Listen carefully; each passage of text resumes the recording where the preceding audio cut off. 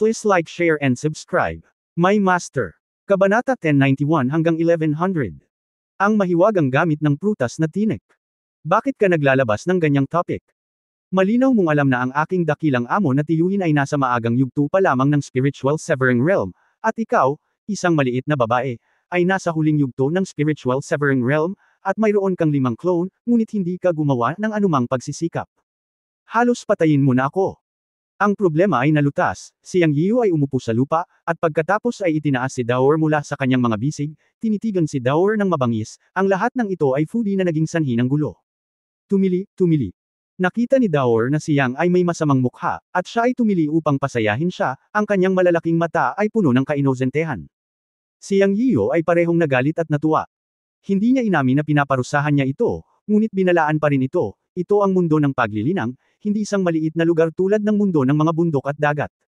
Ang bawat talim ng damo at bawat puno sa mundo ng paglilinang ay maaaring nakamamatay. Sa susunod na yugto ng panahon, bawal kang gumawa ng gulo ng walang pahintulot ko. Sa pagkakataong ito, aalis na sana ako sa matitinik na gubat, ngunit ikaw, isang mahilig sa pagkain, ay nahawakan ang mga gamit ng ibang tao. Halos mamatay na ako sa pagod. Huwag kang kumilos ng mag-isa sa hinaharap, maintindihan mo. Squeak, naaawa na tumili si Daor at tumanggo ng paulit-ulit para ipakita na siya ay susunod. Pagkatapos ay inilagay niyang si Daor sa lupa at iniunat ang kanyang palad kay Daor at sinabi, ibigay ito. Squeak, napaatras si Daor at malakas na umiling. Ikaw. Umirap si Yang Yiyu. Sa oras na ito, tumingin si Shang Waking sa mabangis na tingin ni Yang Yiyu kay Daor at hindi napigil ang sabihin, Tito Grandmaster, ano ang gusto mong ibigay ni Daor? Pakiramdam ko ay sobrang kinakabahan si Daor. Huwag mo siyang pakawalan. Mapait na ngumiti si Yang Yiyu at sinabing, hindi mo naiintindihan ang Daor. May talento siya sa treasure hunting at natural na mahilig sa pagkain. Nagdulot siya ng napakalaking sakuna ngayon at naghukay ng mga tinik na bunga ng ibang tao. Ito ay dapat na isang magandang bagay. Mataas ang pamantayan ni Daor at hindi man lang minamaliit ang mga ordinaryong prutas. Dahil hindi naman masama ang mga prutas na maaari niyang hukayin sa panganib, at nadulas siya noon, malamang na naghukay na naman siya ng mga tinik. Si Daor ay likas na matalino at may iba pang mga bagay sa kanyang tiyan. Dapat may stock siya. Matagal na akong nagsusumikap, pero sinusundan lang ako ng foodie na ito para samantalahin. Kailangan kong humingi dito ng mga tinak na bunga. Matapos marinig ang paliwanag ni Yang Yiyu, naging curious din si Shang Waking at tumingin kay Daor ng nagniningning na mga mata. Nakipag-usap na siya sa puno ng tinik noon, at sinabi sa kanya ng punong tinik na huwag kunin ang bungang tinik, ngunit alam lang ni Shang Waking ang pangalan at hindi niya alam kung para saan ang bungang tinik. Ayon kay Yang Yiyan, dapat ay mabuti ang prutas na gusto ni Daor. Si Shang Waking ay walang kasakiman, ngunit curious siya tungkol kay Daor. Bagamat wala siyang masyadong alam tungkol sa Daor na dinala ni Grandmaster Yang Yiyan, naramdaman niya na siya ay pambihira. Kung ikukumpara kay Daor, mas sensitibo si Shang Waking sa maliit na phoenix, at sa golden-haired unggoy, na parehong napakalakas na mga demon cultivator, ngunit hindi niya gaanong naramdaman ang tungkol kay Daor. Dahil mula nang makilala niya si Daor hanggang ngayon, hindi naramdaman ni Shang Waking kung gaano kalakas si Daor, pero naramdaman lang niya na iba si Daor. Ngayon nakikinig sa mga salita ni Grandmaster Yang Yiyan, tumingin din siya kay Daor nang may pagkamausisa. Sa katunayan, si Yang Yiyan mismo ay hindi alam kung anong yugto na si Daor ngayon. Si Daor at ang maliit na phoenix ay pinigilan ni Huaqilyang sa bone altar sa loob ng mahigit 100 taon. Pagkatapos lumabas, hindi na naintindihan ni Yang Yiyan kung ano na si Daor ngayon.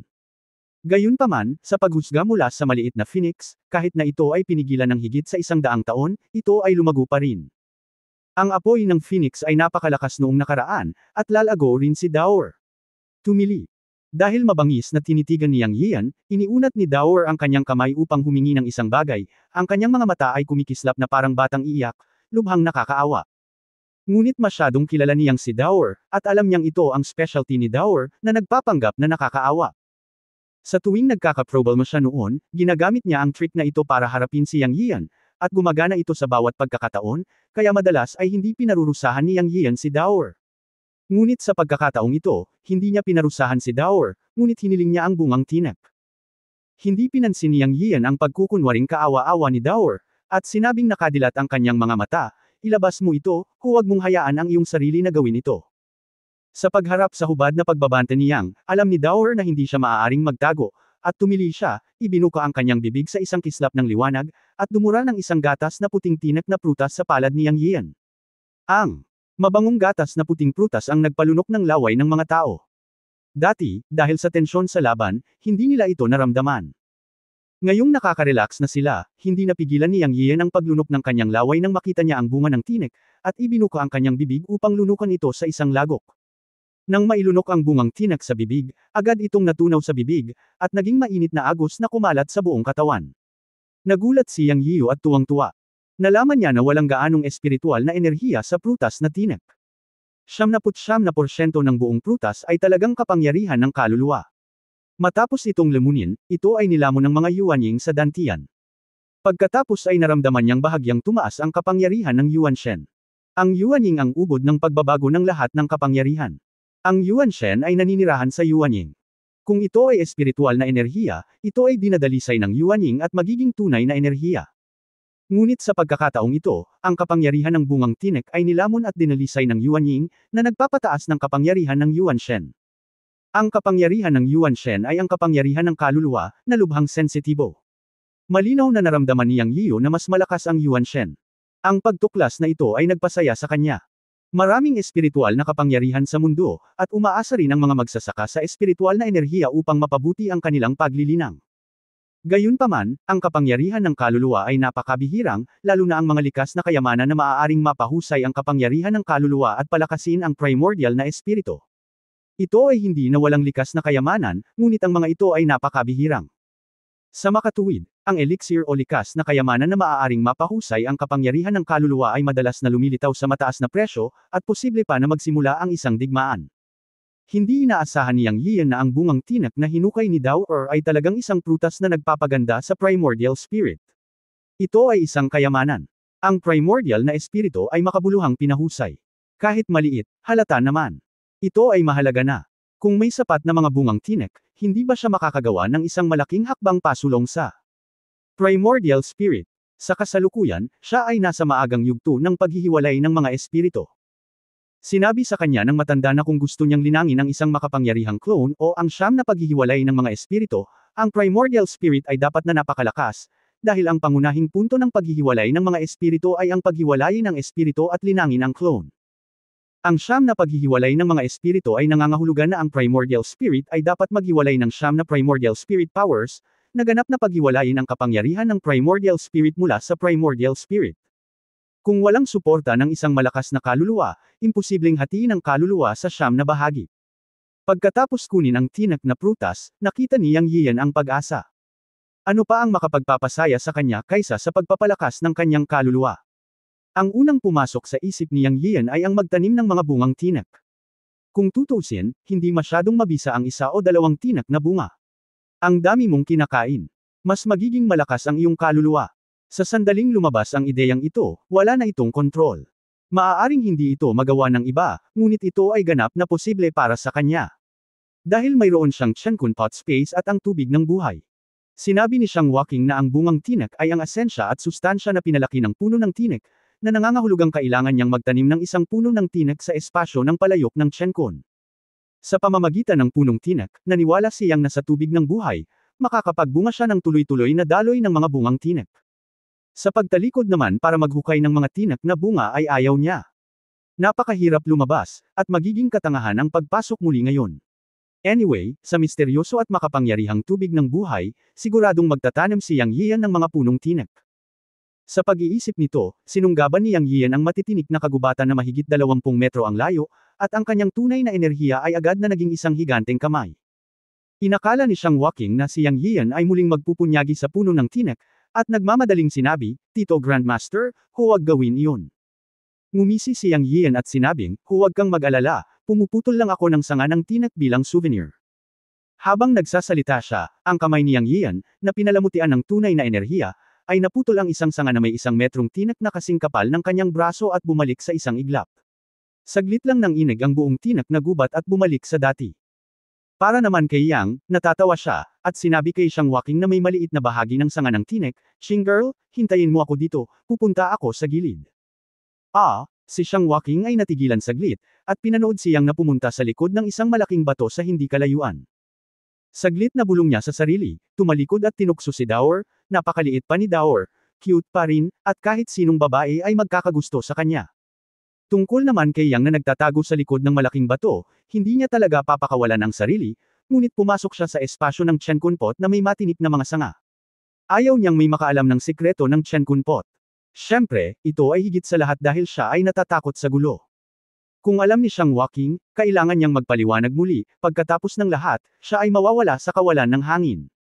Dahil na-absorb ng Chen Kunpot space ang mga fragment ng Tianzan upang mag-upgrade at mag-evolve sa huling pagkakataon, hindi pumasok si Yang Yiu para tingnan kung may anumang pagbabago sa loob. Nang ang kanyang orihinal na katawan ay pumasok sa espasyo ng Chen Kunpot, nakakita siya ng mga pagbabago, at ito ay isang malaking pagbabago na nagpakaba sa kanya, dahil natagpuan niya na ang tubig ng buhay ay talagang nagbago mula sa 9 na patak hanggang 3 patak, na nagpasimangot sa kanya. Kabanata 1092, Ebolusyon at pag-upgrade ng tubig ng buhay. Ito ay may katwiran na sa bawat pag-upgrade ng Chen Kunpot, ang tubig ng buhay ay tataas lamang, ngunit ngayon ay hindi lamang ito tumaas, ngunit ito ay nagbago mula sa orihinal na 9 na patak sa 3 patak. Gayunpaman, nang tingnang mabuti ni Yang Yiu, nalaman niyang ang 3 patak ng tubig ng buhay ay iba sa dati. Nagbago ang kulay sa purple. Ang dating tubig ng buhay ay esmeralda berde. Ngayon ito ay naging kulay ube. Naisip ni Yang Yiu na ito ay dapat na isang pagbabago pagkatapos na ma-upgrade ang Chen Kunpot. Akala ko noong una, ang Chen Kunpot ay magkakaroon ng kayamanan na katulad ng tubig ng buhay at kapareho ng Spirit Peach, ngunit hindi ko inaasahan na ang tubig ng buhay ay unang magbabago. Ipinikit niya ang kanyang mga mata at naramdaman ang espasyo ng Chen Kunpot sa lugar, ngunit wala siyang nakitang mga kayamanan na kapantay ng Spirit Peach at Water of Life, at hindi nagbago ang Spirit Peach. Tanging ang tubig ng buhay ang nagbago mula sa orihinal na 9 na patak hanggang 3 patak. Ngayon sa tingin ko ito ay dapat na isang upgrade ng tubig ng buhay. Ang 9 ay isang matinding bilang, at hindi ito tataas. Pagkatapos maabot ang matinding bilang ng 9 na patak, ito ay nagiging 3 patak, na dapat ay isang pag-upgrade. Pagkatapos ng maingat na pakiramdam, nalaman nga ni Yang Yian na ang alon ng buhay na ibinubuga ng tubig ng buhay ay mas malakas. Kasabay nito, tila may kakaibang hininga sa lilang tubig ng buhay, na nagbigay kay Yang Yian ng pakiramdam ng isang halimaw. Hindi niya moari kung ano ang nangyayari, kaya hindi na niya iniisip iyon.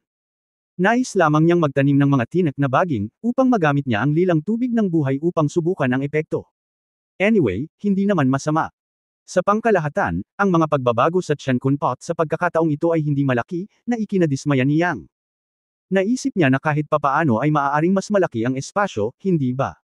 Ang resulta ay pareho pa rin, iyon ay, ang tubig ng buhay ay naging 3 lilang patak.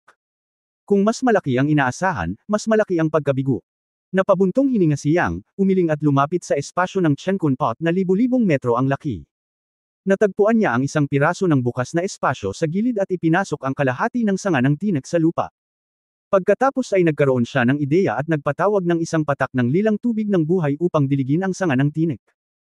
Noong una, palalabnaw niya ng tubig ang tubig ng buhay bago dinilig ang sanga ng tinek, ngunit sa pag-aakalang walang ugat ang sanga ng tinek, nagpasya siyang direktang maghulog ng isang patak ng tubig ng buhay upang subukan. Nang ihulog ni Yang Yian ang lilang tubig ng buhay sa lupa sa ugat ng sanga ng tinek, isang malabong lilang halo ang kumislap sa lupa. Sa susunod na sandali, ang mukha ni Yang Yian ay nagbago ng husto, at mabilis siyang umatras nang hindi nag-iisip. Boom!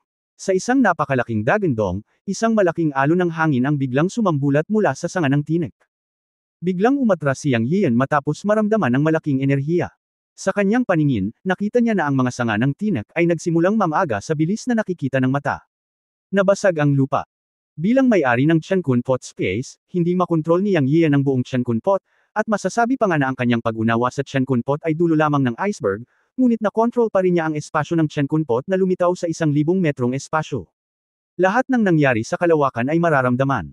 Nang tumulo ang lilang tubig ng buhay sa sanga ng tinek, hindi lamang ito nagugat kaagad sa lupa, ngunit tumubo din ito ng hindi mabilang na mga rhizome. Ang pangunahing tangkay ay direktang tumaas sa hangin na may dagandong, at mabilis na tumubo ang mga sanga.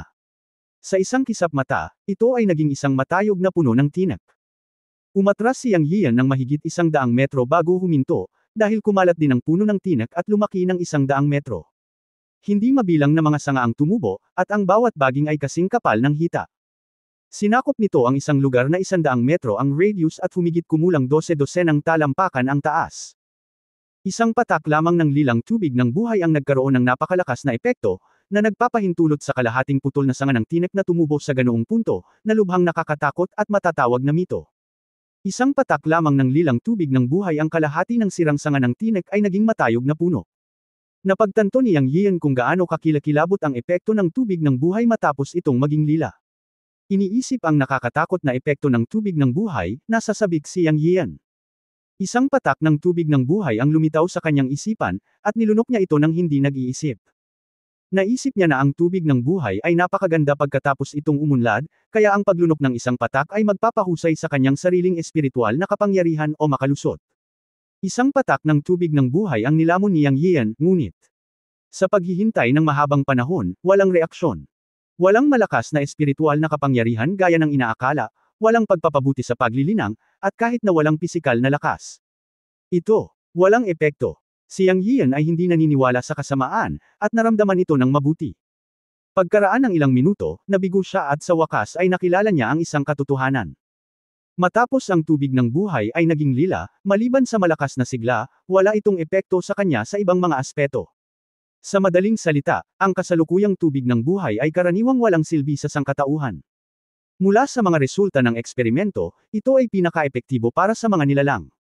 Hindi ko alam kung may epekto ito sa lahi ng halimaw. Kailangan kong maghintay at makita. Pagkaraan ng ilang sandali, mapait na ngumiti si Yang Yian at tumigil sa pag-aalala tungkol sa epekto ng tubig ng buhay. Maaari itong magkaroon ng napakalaking epekto sa mga sanga ng tinek. Sa katunayan, alam niyang dapat siyang makontento. Hindi lahat ng magagandang bagay ay makukuha. Walang perpektong bagay sa mundo. Kung ito ay talagang perpekto, ito ay magiging isang kalamidad. Dahil ang mga bagay ay magiging kabaligtaran kapag naabot nila ang sukdulan, ang prinsipyong ito ay maaaring ilapat sa anumang bagay. Isipin ito, mayroon siyang napakalakas na tubig ng buhay, at mas mabilis siyang makakapag-ani ng espiritual na gamot sa hinaharap. Ito ay napakakamangha-manghang.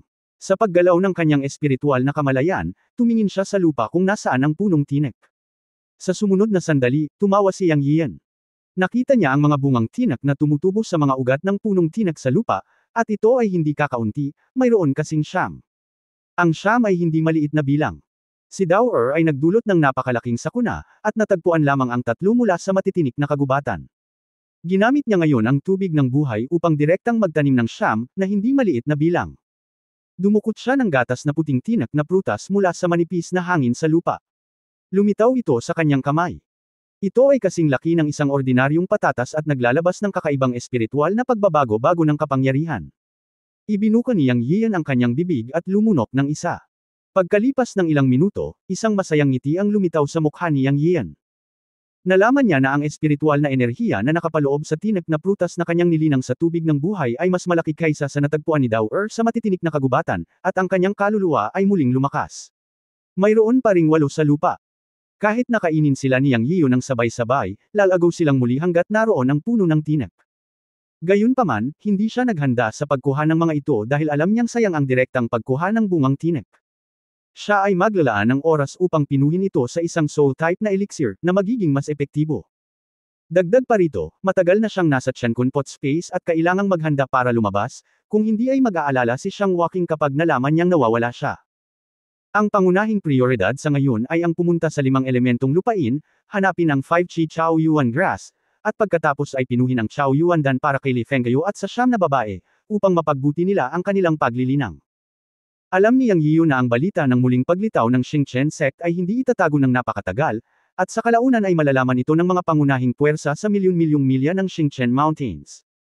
Sa oras na iyon, maaaring ito ay isang malaking problema, at habang tumatagal ang pakikibaka para sa karapatang magsalita ay naantala, mas magiging magulo ang hilaga at timog ng Xingchen Mountains. Pagkatapos ng pag-iisip, umalis si Yang Yian mula sa espasyo ng Chenkunpot at lumabas mula sa likod ng malaking bato. Oo nga, nakita niyang naiinip nang naghihintay si Xiang Walking. Grandmaster, bakit? Ang tagal mo. Ahem, hindi maganda ang pakiramdam ko. Walang kabuluhang ungol ni Yang Yian. Ang kanyang paylay na palusot ay maaari lamang lokohin ang isang simpleng babae na tulad ni Xiang Walking. Okay, let's go. Sabi ni Yang Yian. Tumango si Xiang Walking. Well, ayon sa sinabi ng senior sister, ang 5 Elements Land ay pagkatapos tumawid sa bundok sa harapan at bumaba sa bangin. Tumingin si Yang Yian sa bundok na lumitaw sa gitna. Ito ay hindi masyadong matangkad, at ito ay wala.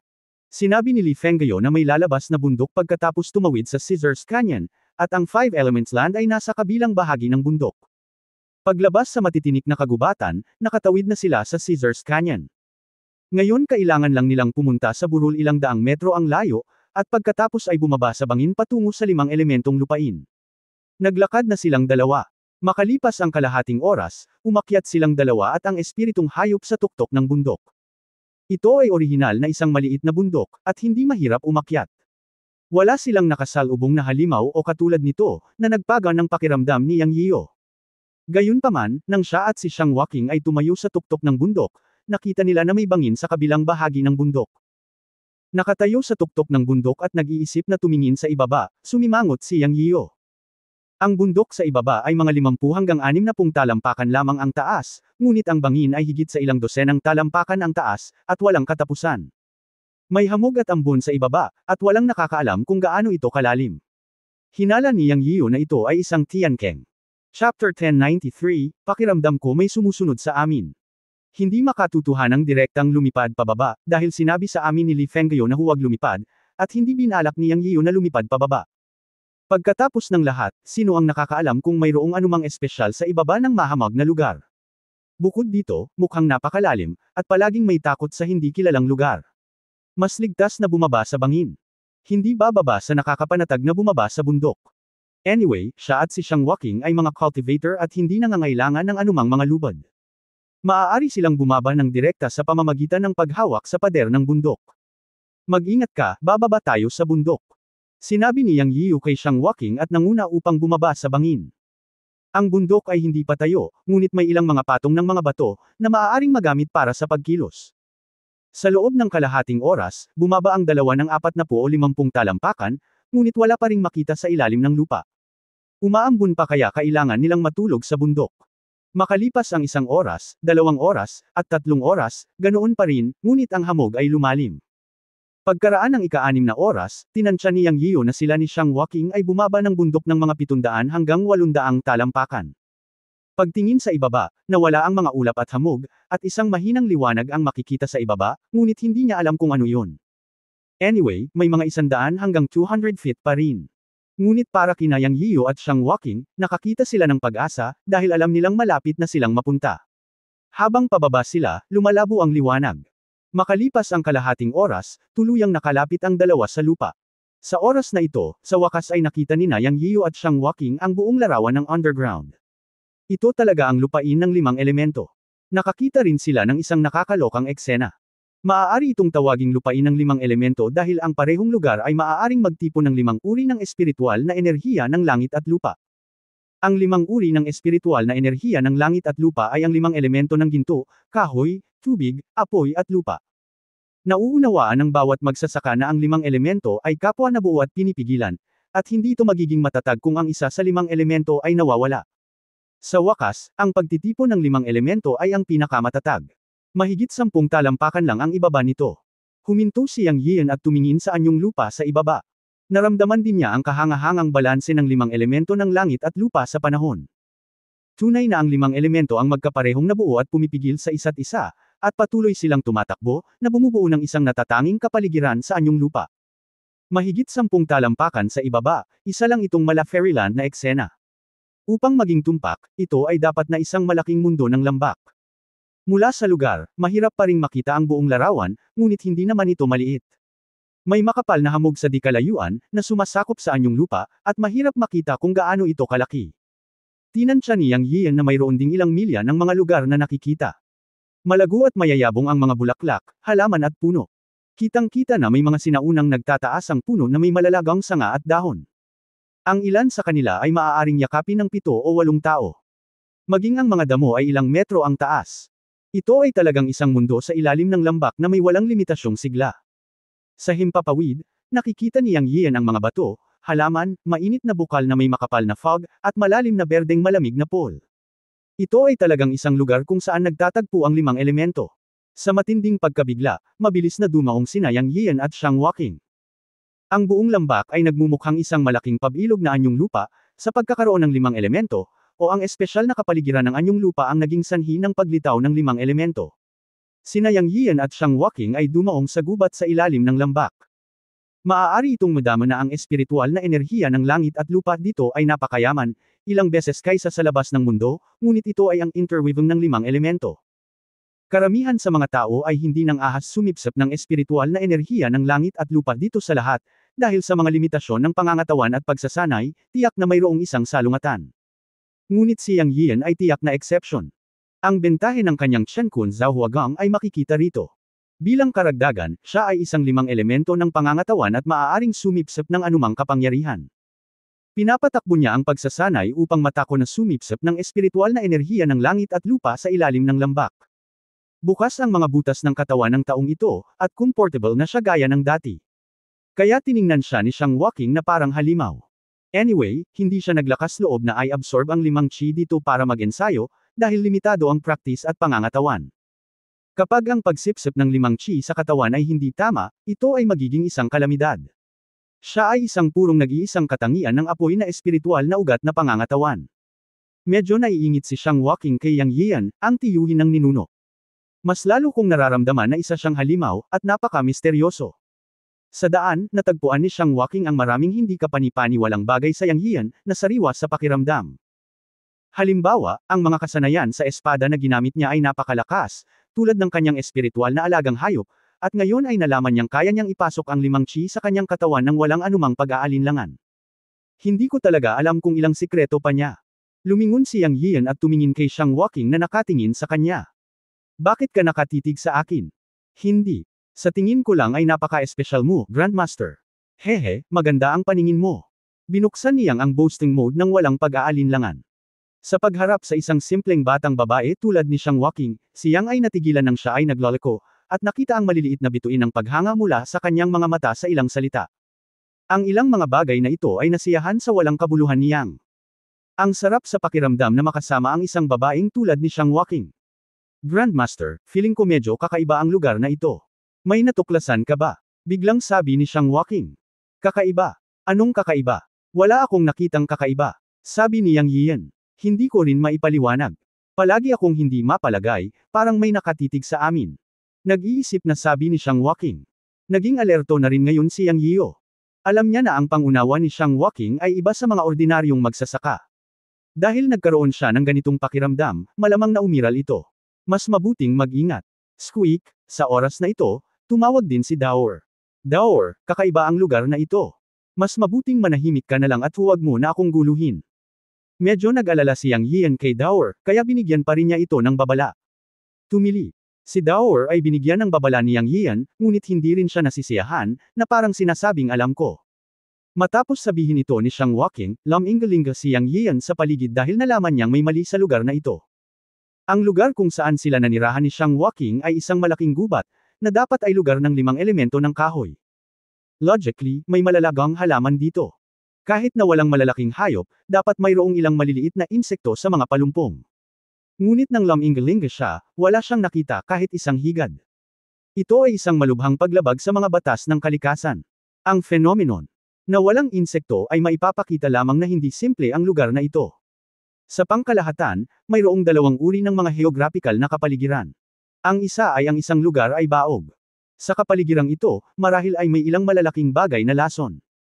Ang isa pa ay ang lugar kung nasaan sila ngayon ay halatang malago sa mga halaman, ngunit walang kahit isang insekto na nakikita. Mayroong 2 resulta. Ang una ay mayroong isang bagay na nakakatakot sa lugar na ito, isang mahinang alien na insekto, at ito ay isang uri ng pag-iral na naninirahan sa mga grupo. Ito ay kumakain o nagtataboy ng maliliit na insekto o malalaking mabangis na hayop at halimaw, kaya mayroong isang kapaligiran kung saan walang maliliit na insekto ang makikita. Ang pangalawa ay tiyak na mayroong ilang nakakatakot na halimaw dito, dahil alam ni Yang Yian na sa ilalim ng normal na mga pangyayari, mayroong ilang malalakas na halimaw, at ang pressure na ibinubuga ng kanilang mga katawan ay sapat na upang itaboy ang ibang mga grupo. Kahit na ang isang uod ay maaaring likas na makaramdam ng presyon at magtago. Pagkatapos pag-isipan ito, hindi napigilan ni Yang Yian ang bahagyang kaba. Ang huli, magiging mahirap iyon. Hindi naman sa hindi pa siya nakakita ng mga halimaw, at napatay pa niya ang mga ito, ngunit iyon ay nasa mountain at sea realm. At ito ang cultivation realm, isang mundo na may mas makapangyarihang batas at komprehensibong batas kaysa sa mountain and sea realm. Ang mga halimaw sa realm ng paglilinang ay dapat na mas malakas kaysa sa mga nasa realm ng bundok at dagat.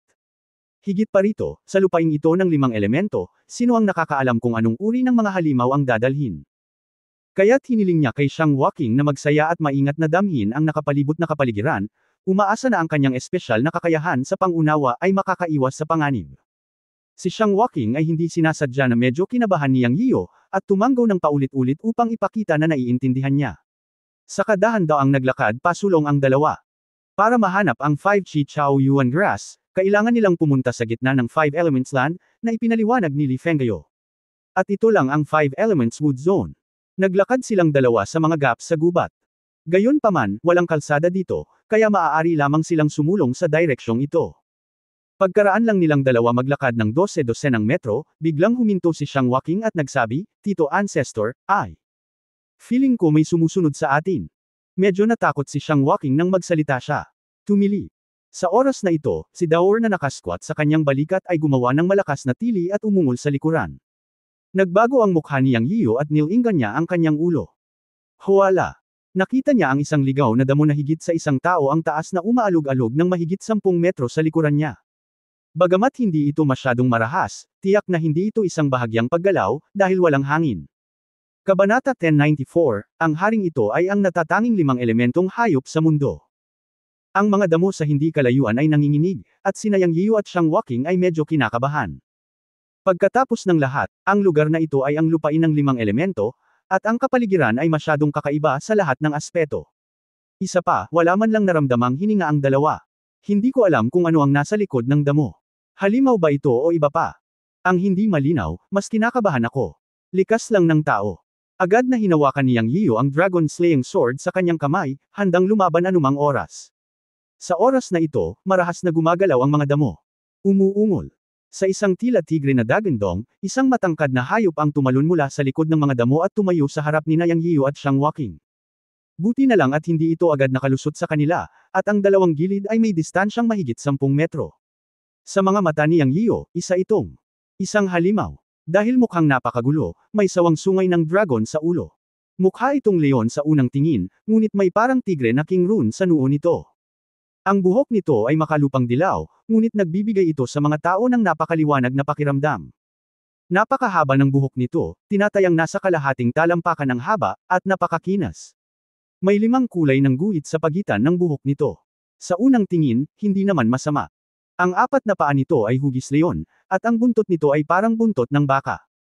Tanging ang mahabang buhok sa dulo ng buntot ay matingkad na pula, tulad ng nagniningas na apoy. Ang katawan nito ay halos 3 metro ang haba, nakatayo sa tapat ni Yang Yiyo at Xiang Waking at nakatingin sa kanila.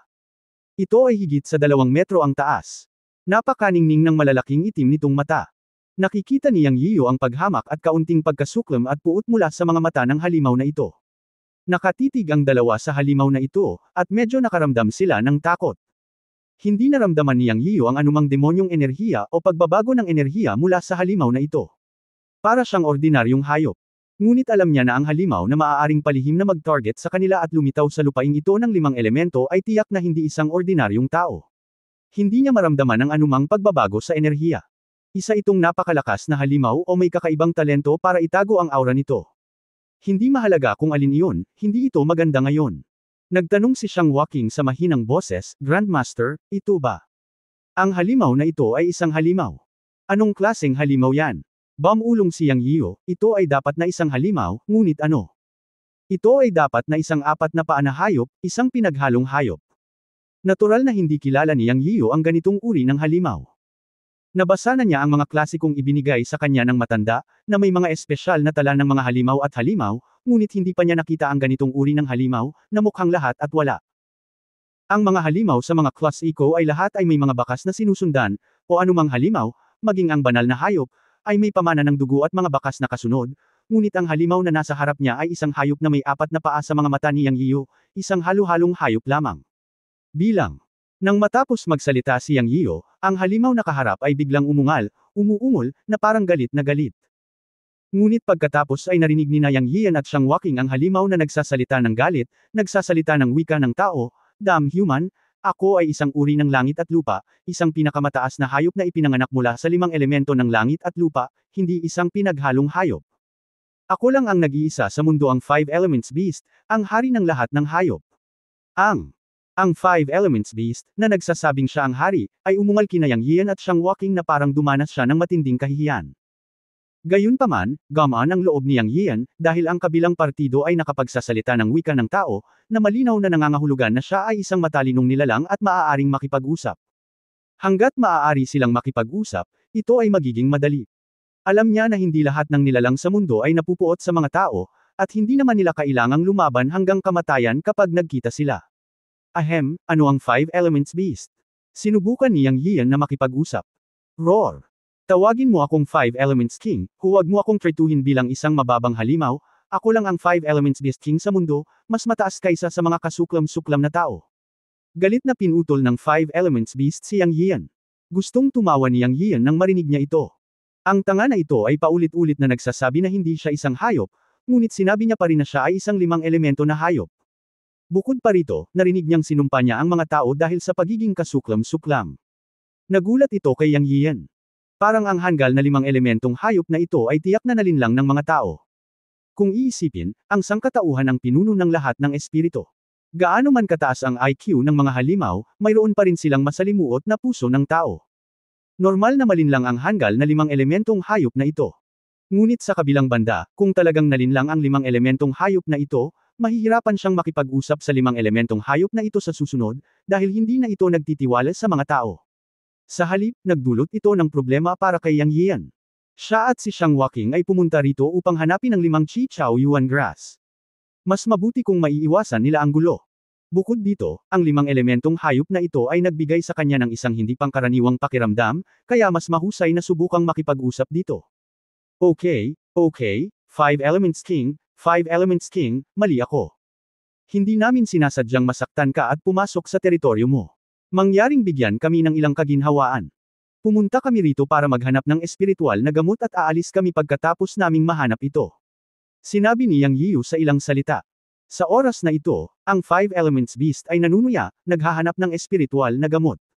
Nandito ka ba para hanapin ang Five Chi Chao Yuan Grass? Natigilan si Yang Yiu. Hindi niya inaasahan na alam talaga nitong Five Elements Beast ang tungkol sa Five Chi Chao Yuan Grass. Nang walang pag-iisip, sinabi niya ng may kagalakan, oo, narito kami upang hanapin ang limang Chi Chao Yuan Grass. Kung alam mo kung saan ito, mangyaring ipaalam sa akin. Gagantimpalaan kita ng mga espiritual na bato. Ha. Sa oras na ito, ibinuko ng Five Elements Beast ang dagwang bibig nito at tumawa ng malakas. Natarante sina Yang Yiu at Xiang Walking. Hindi nila maintindihan kung bakit napakalakas ng tawa nitong Five Elements Beast matapos marinig ang Five Chi Chao Yuan Grass. Mukhang ang tanggang hayop na ito ay may sakit sa ulo. Bulong ni Yang sa sarili. Pagkatapos ay biglang tumigil sa pagtawa ang Five Elements Beast, ngunit biglang nagbago ang tono nito. Nanlamig, admonition, kasuklam-suklam na tao, sa tingin mo ba ay damo ang limang Chi Chao Yuan Grass? Sinasabi ko sa iyo na ang Five Chi Chao Yuan Grass ay ang kayamanan nitong limang elementong lupain, bakit ko sasabihin sa iyo? Pagkatapos sabihin ito, ang Five Elements Beast ay sumangot ng malamig at nagpatuloy, libu-libong taon na ang nakalilipas, itong limang elementong lupain ay dumating din sa isang tao. Noong panahong iyon, hindi ko alam na ang sangkatauhan ay talagang puno ng masamang tubig, kasuklam-suklam at walang hiya, puno ng tuso. Originally, nakipag-appointment ako sa kanya, at tinulungan ko siyang makuha ang Five Chi Chao Yuan Grass. Chao Yuan Grass, at pagkatapos ay tinulungan niya akong alisin ang isang malaking kaaway, isang magandang bagay para sa lahat. Ngunit pagkatapos niyang makuha ang Waki Chao Yuan Grass, naalarma niya ang aking malaking kaaway, at pagkatapos ay tumakas siya, ngunit ako ay nasugatan. Sa tingin mo ba kayong mga tao ay kasuklam-suklam at walang hiya? Ha! Sa pagtatapos ng mga salita, umungal ang Five Elements Beast, at naunawaan ni Yang Yiu at Xiang Walking. Tila may niloko ang Five Elements Beast at nagkaroon ng psychological shadow. Hindi nakakagulat na isinumpa niya ang hamak at kasuklam-suklam na mga tao sa sandaling makita niya siya at si Xiang Walking, at ang kanyang mga mata ay puno ng puot. Ngayon naisip ni Yang Yiu, maaaring ang Five Elements Beast ay niloko ng ilang ninuno ng Xing Chenmen. Kung iisipin, posible talaga. Masyadong malayo ang lugar na ito, sa ilalim ng kailaliman ng libu-libong talampakan, at kakaunti ang mga tao. Kung siya at si Xiang Walking ay walang maparuta na ibinigay ni Li Fengyao, maaaring hindi nila mahanap ang lugar na ito. Posibleng ang ninuno talaga ng Xing Chenmen ang nanloko sa Five Elements Beast. Kung totoo ito, dapat mag-ingat si Yang Yiyo. Kung alam ng Five Elements Beast na siya at si Shang Waking ay mula sa Stargate, ang Five Elements Beast ay maaaring paghiwalayin silang buhay. Napangiti siya ng mapait sa kanyang puso, talagang batas ng kalikasan ang umiikot at nagbabayad. Matagal na ang nakalipas, dinaya ng mga ninuno ng Stargate ang Five Elements Beast para makuha ang 5 Chi Chao Yuan Grass, at ipinagpalit ito ng napakalaking espiritual na bato para sa Stargate.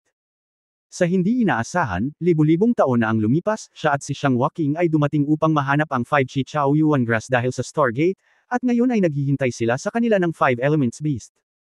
Ito ay talagang ganti. Ano man ang mangyari, komandat siya kay Shang Waking at sumenyas na hindi niya dapat sabihin na siya ay mula sa Stargate.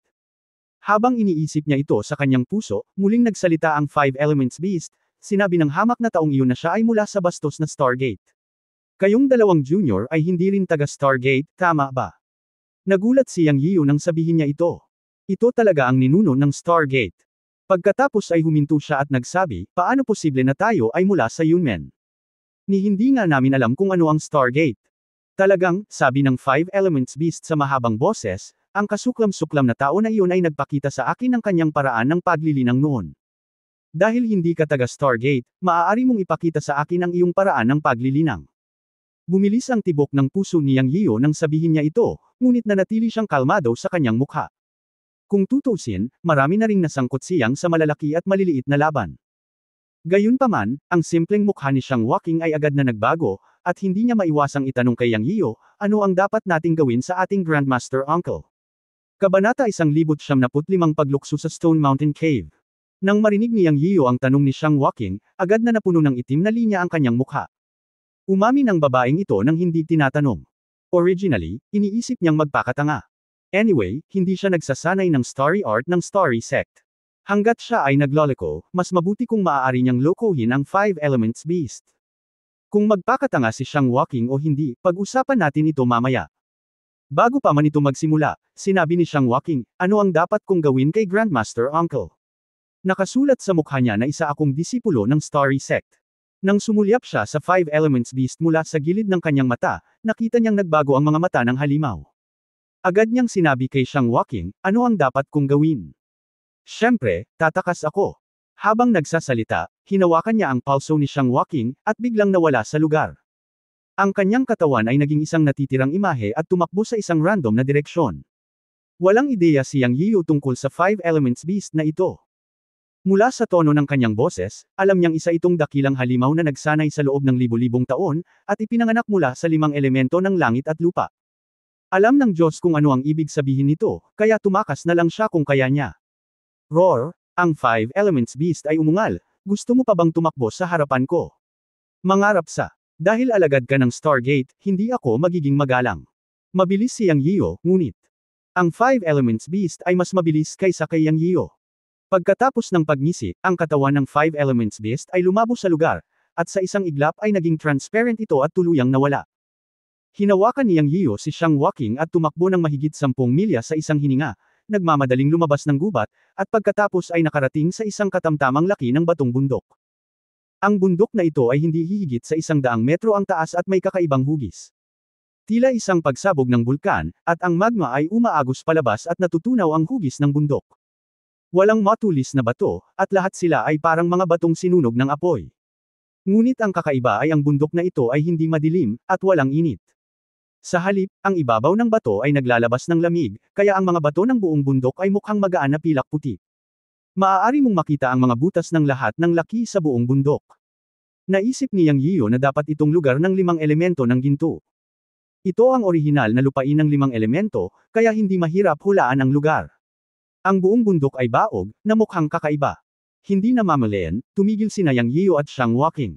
Dahil hindi nakahabol ang Five Elements Beast ni Grandmaster Uncle, dapat ay ligtas tayo, di ba? Tanong ni Shang Waking. Lumingon si Yang Yiyo at nakita ang isang malaking kagubatan ilang daang metro sa likuran niya. Hindi niya nakitang hinahabol siya ng Five Elements Beast, kaya nakahinga siya ng maluwag at sinabing, sana nga. Palagi kong nararamdaman na ang Five Elements Beast ay hindi ganoon kadali. Nang matapos siyang magsalita, isang panunuya ang tumunog, humble na tao, patuloy na tumakbo. Bumilis ang tibok ng puso ni Yang Yiyo at napalingon siya bigla. Isang pilak na ilaw ang kumikislap sa kanyang kamay, at iniwas niya ang isang espada sa likod niya. Bang! Isang espada ang nalaslas ng 10 metro sa likuran niya at ni siyang walking. Umaalon ang hangin, at lumitaw ang figure ng Five Elements Beast, mukhang hindi nasaktan. Huhulihin kita ngayon bilang Cain, at gagamit ng lason sa loob at labas ng katawan mo, para kainin ka ng mabahong surot. Pagkatapos ay maaari kong punitan ang mabahong bog, at ipagiganti ang panlilinlang ng walang hiyang taong iyon mula sa iyong Xingchen Gate. Ipinapayo ko sa iyo na sumuko ng masunurin sa harap ko, upang hindi magdusa. Ang tinitigan ng Five Elements Beast sina Yang Yiyu at Xiang Walking ng masama habang nagsasalita. Nakaramdam ng balahibo si Yang Yiyu nang marinig niya ito. Narinig niya na ang Five Elements Beast ay gustong supilan siya at si Xiang Walking, pagkatapos ay kumuha ng lason at itapon sila sa isang lugar bilang pain. Anong mabahong bog ang sinasabi niya?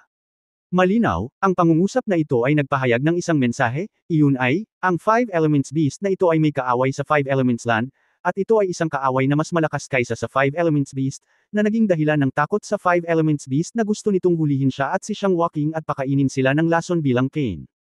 Dapat sabihin na ang Five Elements Beast ay napaka-insidious. Naging seryoso rin si Yang Yian. Sa oras na ito, tila ang Five Elements Beast ay hindi susuko ng mapayapa. Wala silang choice kundi lumaban. Siya at si Xiang Walking ay hindi naniniwala na hindi nila kayang talunin ang Five Elements Beast.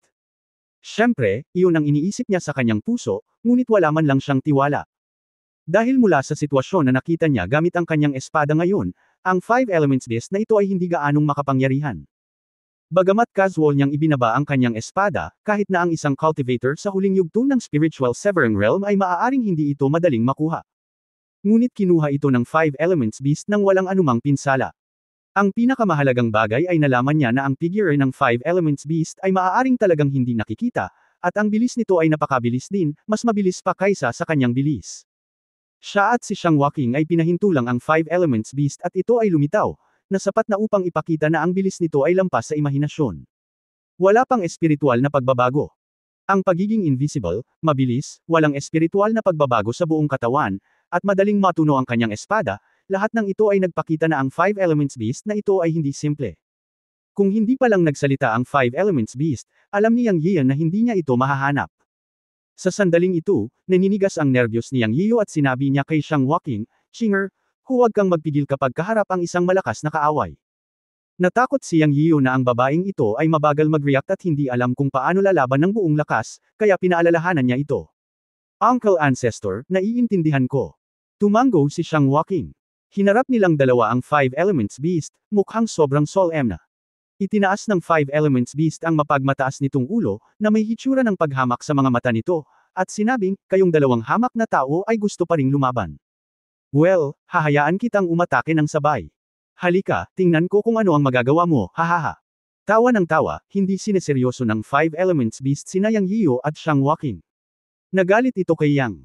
Mula noong siya ay debut, kailan siya, si Yang Yiyu, ay naging mayabang na hinamak ng isang hayop.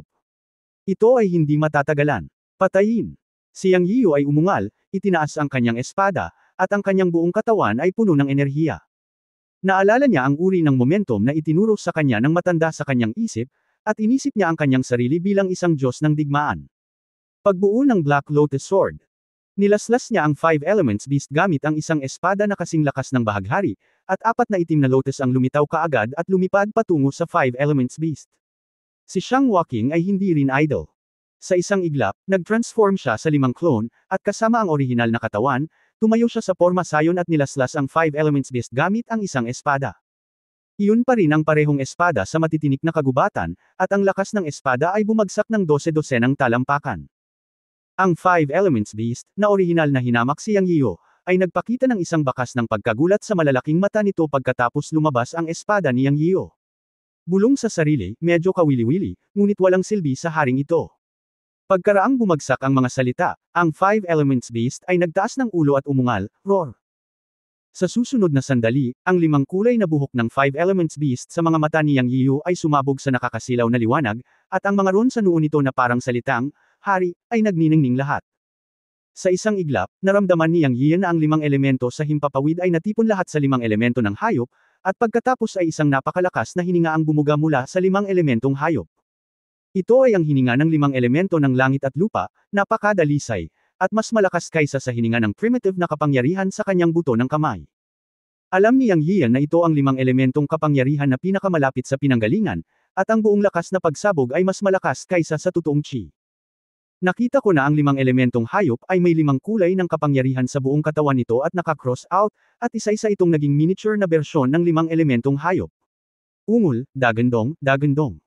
Ang mga mata ng susunod na bata ay puno ng mga miniature na bersyon ng 5 elemento ng hayop, at ang dagandong ay nakakabingi. Ito ay isang likas na mahiwagang kapangyarihan. Biglang lumapit silang lahat sa Black Lotus ni Yang Yian at sa Sword Energy ni Xiang Waking. Boom, boom, boom. Sunod-sunod na pagsabog ang tumunog. Ang enerhiya ay umaagos at nagwawalis sa bukid. Sa susunod na sandali, ang mukha ni Yang Yian ay nagbago ng husto. Nakita niya na ang mga pag-atake niya at ni Xiang Waking ay nilamon lahat ng maliliit na 5 elementong hayop na ito, at pagkatapos ay isang serye ng 5 elementong hayop na nagniningning na may malakas na liwanag ang tumama sa kanila. Bang-bang! Napaungol si Yang Yiu at lumipad pabalik kasama si Xiang Waking. Mahigit 10 metro ang layo ng dalawa dahil sa impact. Sa pilitang pinigilan ni Yang Yiu ang isang subo ng dugo sa kanyang lalamunan. Sinulyapan niya si Xiang Waking sa tabi niya, na may dugo sa gilid ng bibig at maputlang mukha. Siya ay malubhang nasugatan at binawi ang kanyang 5 clone. Ang dalawa sa kanila ay hindi isang tugma para sa 5 Elements Beast. Sa oras na ito, dahan-daang dumating ang 5 Elements Beast sa di kalayuan na may mapanuksong tingin sa mga mata nito. Hinawakan ni Yang Yiu si Xiang Waking at tumakbo ng hindi nag-iisip. Alam niyang hindi siya mahuhulog sa mga kamay ng 5 Elements Beast at mahuhuli para magpakain ng lason bilang pain.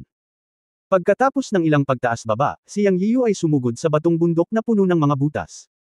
Roar, ikaw bastard, gusto mo pang magpumiglas kapag malapit ka ng mamatay. Hahayaan ka ng haring ito na mamatay. Galit na galit ang 5 Elements Beast nang makita niyang tumatakbo si Yang Yiu kasama si Xiang Waking. Tumalon siya at sinunggaban sina Yang Yiu at Xiang Waking. Nakita ni Yang Yian ang 5 Elements Beast na lumilipad patungo sa kanya mula sa gilid ng kanyang mata, at nakaramdam siya ng kaunting desperasyon. Sa oras na ito, isang madilim na kuwebo ang lumitaw sa kanyang harapan, na may diameter na wala pang kalahating metro. Hinawakan niya si Xiang Waking at itinapon, pagkatapos ay tumalon sa 30° na hilig na kuweba at dumausdas pababa sa isang iglap. Kabanata 1096, Dead End Road papuntang Chenkon. Sa pagmamadali, walang pakialam si Yang Yiu kung may anumang panganib sa kuwebang ito. Tinulak niya si Xiang Waking at tumalon. Hinawakan siya ni Daor ng mahigpit sa kanyang balikat. Sa pagkakataong ito, si Daor ay masunurin at hindi nagdulot ng anumang gulo. Si Xiang Waking ay isang babae kung tutuusin. Napasigaw siya nang itulak siya ni Yang Yiu pababa. Walang pakialam si Yang Yiu. Siya ay hinahabol ng 5 Elements Beast. Halatang hindi siya ang kalaban ng masamang halimaw na ito. Natural, kailangan muna niyang takasan ang krisis, na mas mabuti kaysa hayaan silang lamunin silang dalawa ng 5 Elements Beast. Boom! Sa sandaling tumalon si Yang Yiu sa kuweba, isang mahinang tunog ang narinig sa likuran niya, at ang buong bundok ay nayanig. Hindi na kailangang lumingon para malaman na ang 5 Elements Beast ay malamang na nahuli. Sa sandaling ito, walang pakialam si Yang Yiu sa anumang bagay. Pagkatapos tumalon sa kuweba, siya at si Xiang Waking ay diretsyong dumausdas pababa. Ang buong kuweba ay napakakitid, sapat lang para mag-accommodate ng isang tao. Ang pabilog na daanan ng kuweba ay parang malaking tubo ng tubig, tumagilid pababa sa 30°, at si Yang Yian at Xiang Waking ay dumudulas ng diretsyo pababa. Umuungol. Ang galit na dagandong ng 5 Elements Beast sa likod niya ay nagparamdam kay Yang Yian ng kaunting kakaiba. Sa sandaling ito, maaari lamang niyang pabilisin at idistansya ang kanyang sarili mula sa 5 Elements Beast. Makalipas ang halos 10 minuto, sa 2 putok, siya at si Xiang Waking ay sunod-sunod na lumapag at lumitaw sa isang patag na lupa. Sa isang iglap, naramdaman ni Yang Yian na nanlambot at napahid sa kanyang mga kamay, at ang kakaibang bango ng katawan ng isang babae ay nagmula sa kanyang ilong. Tito Zushi, pinilit mo ako. Ang boses ni Xiang Waking ay narinig sa kanyang mga tainga. Sa pagkakataong ito, nalaman ni Yang na talagang napipilitan siya kay Xiang Waking, ngunit hindi niya ito masisisi. Ang daanan ay masyadong makitid, tumagilid mula sa itaas, at biglang nahulog sa patag na lupain. Walang makakapigil dito. Siya. Mabilis na tumalikod at hinayaan si Xiang Waking na umakyat. Ang daanan dito ay mas malawak kaysa dati, mga 1 metro at 5 o 6 na metro ang taas, at ang diameter ay medyo mas malawak. Maaari kang maglakad habang nakayuko ang iyong katawan, ngunit hindi ito isang medyo pare-parehong daanan. Ang material na bato ng buong kuweba ay pareho pa rin ng liwanag na pilak puting kulay gaya ng labas ng mundo, at ang dim halo ay nagbibigay daan sa iyo na makita ng malinaw ang kapaligiran sa loob ng daanan. Marahil ang buong sipi ay hindi matatawag na isang sipi. Ito ay tulad ng isang natural na kapaligiran na nabuo sa pamamagitan ng isang malaking butas na naagnas ng magma na sumabog pagkatapos ng pagsabog ng bulkan. Parang may daan sa unahan. Nag-aalala si Yang Yiyo na maabutin siya ng 5 elementong hayop sa likuran niya. Hindi alintana ang kalabuan kay Xiang Walking ngayon, nagmamadali siyang nagsabi, "Bilisan mo, magpatuloy, ang masamang halimaw na iyon ay maaaring makahabol anumang oras." O sige. Mabilis na bumangon si Xiang Walking at nagpatuloy sa pagsulong. Sinulyapan ni Yang Yiyo si Daor, ang taong ito ay nakapulupot sa kanyang mga balikat na parang scarf, medyo maayos ito, ngumiti siya ng mapait at sumunod kay Xiang Walking. Ang buong daanan ay maluwang at ang isa ay maaaring maglakad sa pamamagitan ng pagyuko, ngunit sa susunod na sandali, ang isa ay kailangang maglakad sa kanyang tiyan, na talagang masakit. Sa kabutihang palad, pagkatapos ng 10 minuto, biglang naging malinaw ang tanawin sa kanilang harapan, at lumitaw sila sa isang espasyo na halos 10 metro kwadrado, na parang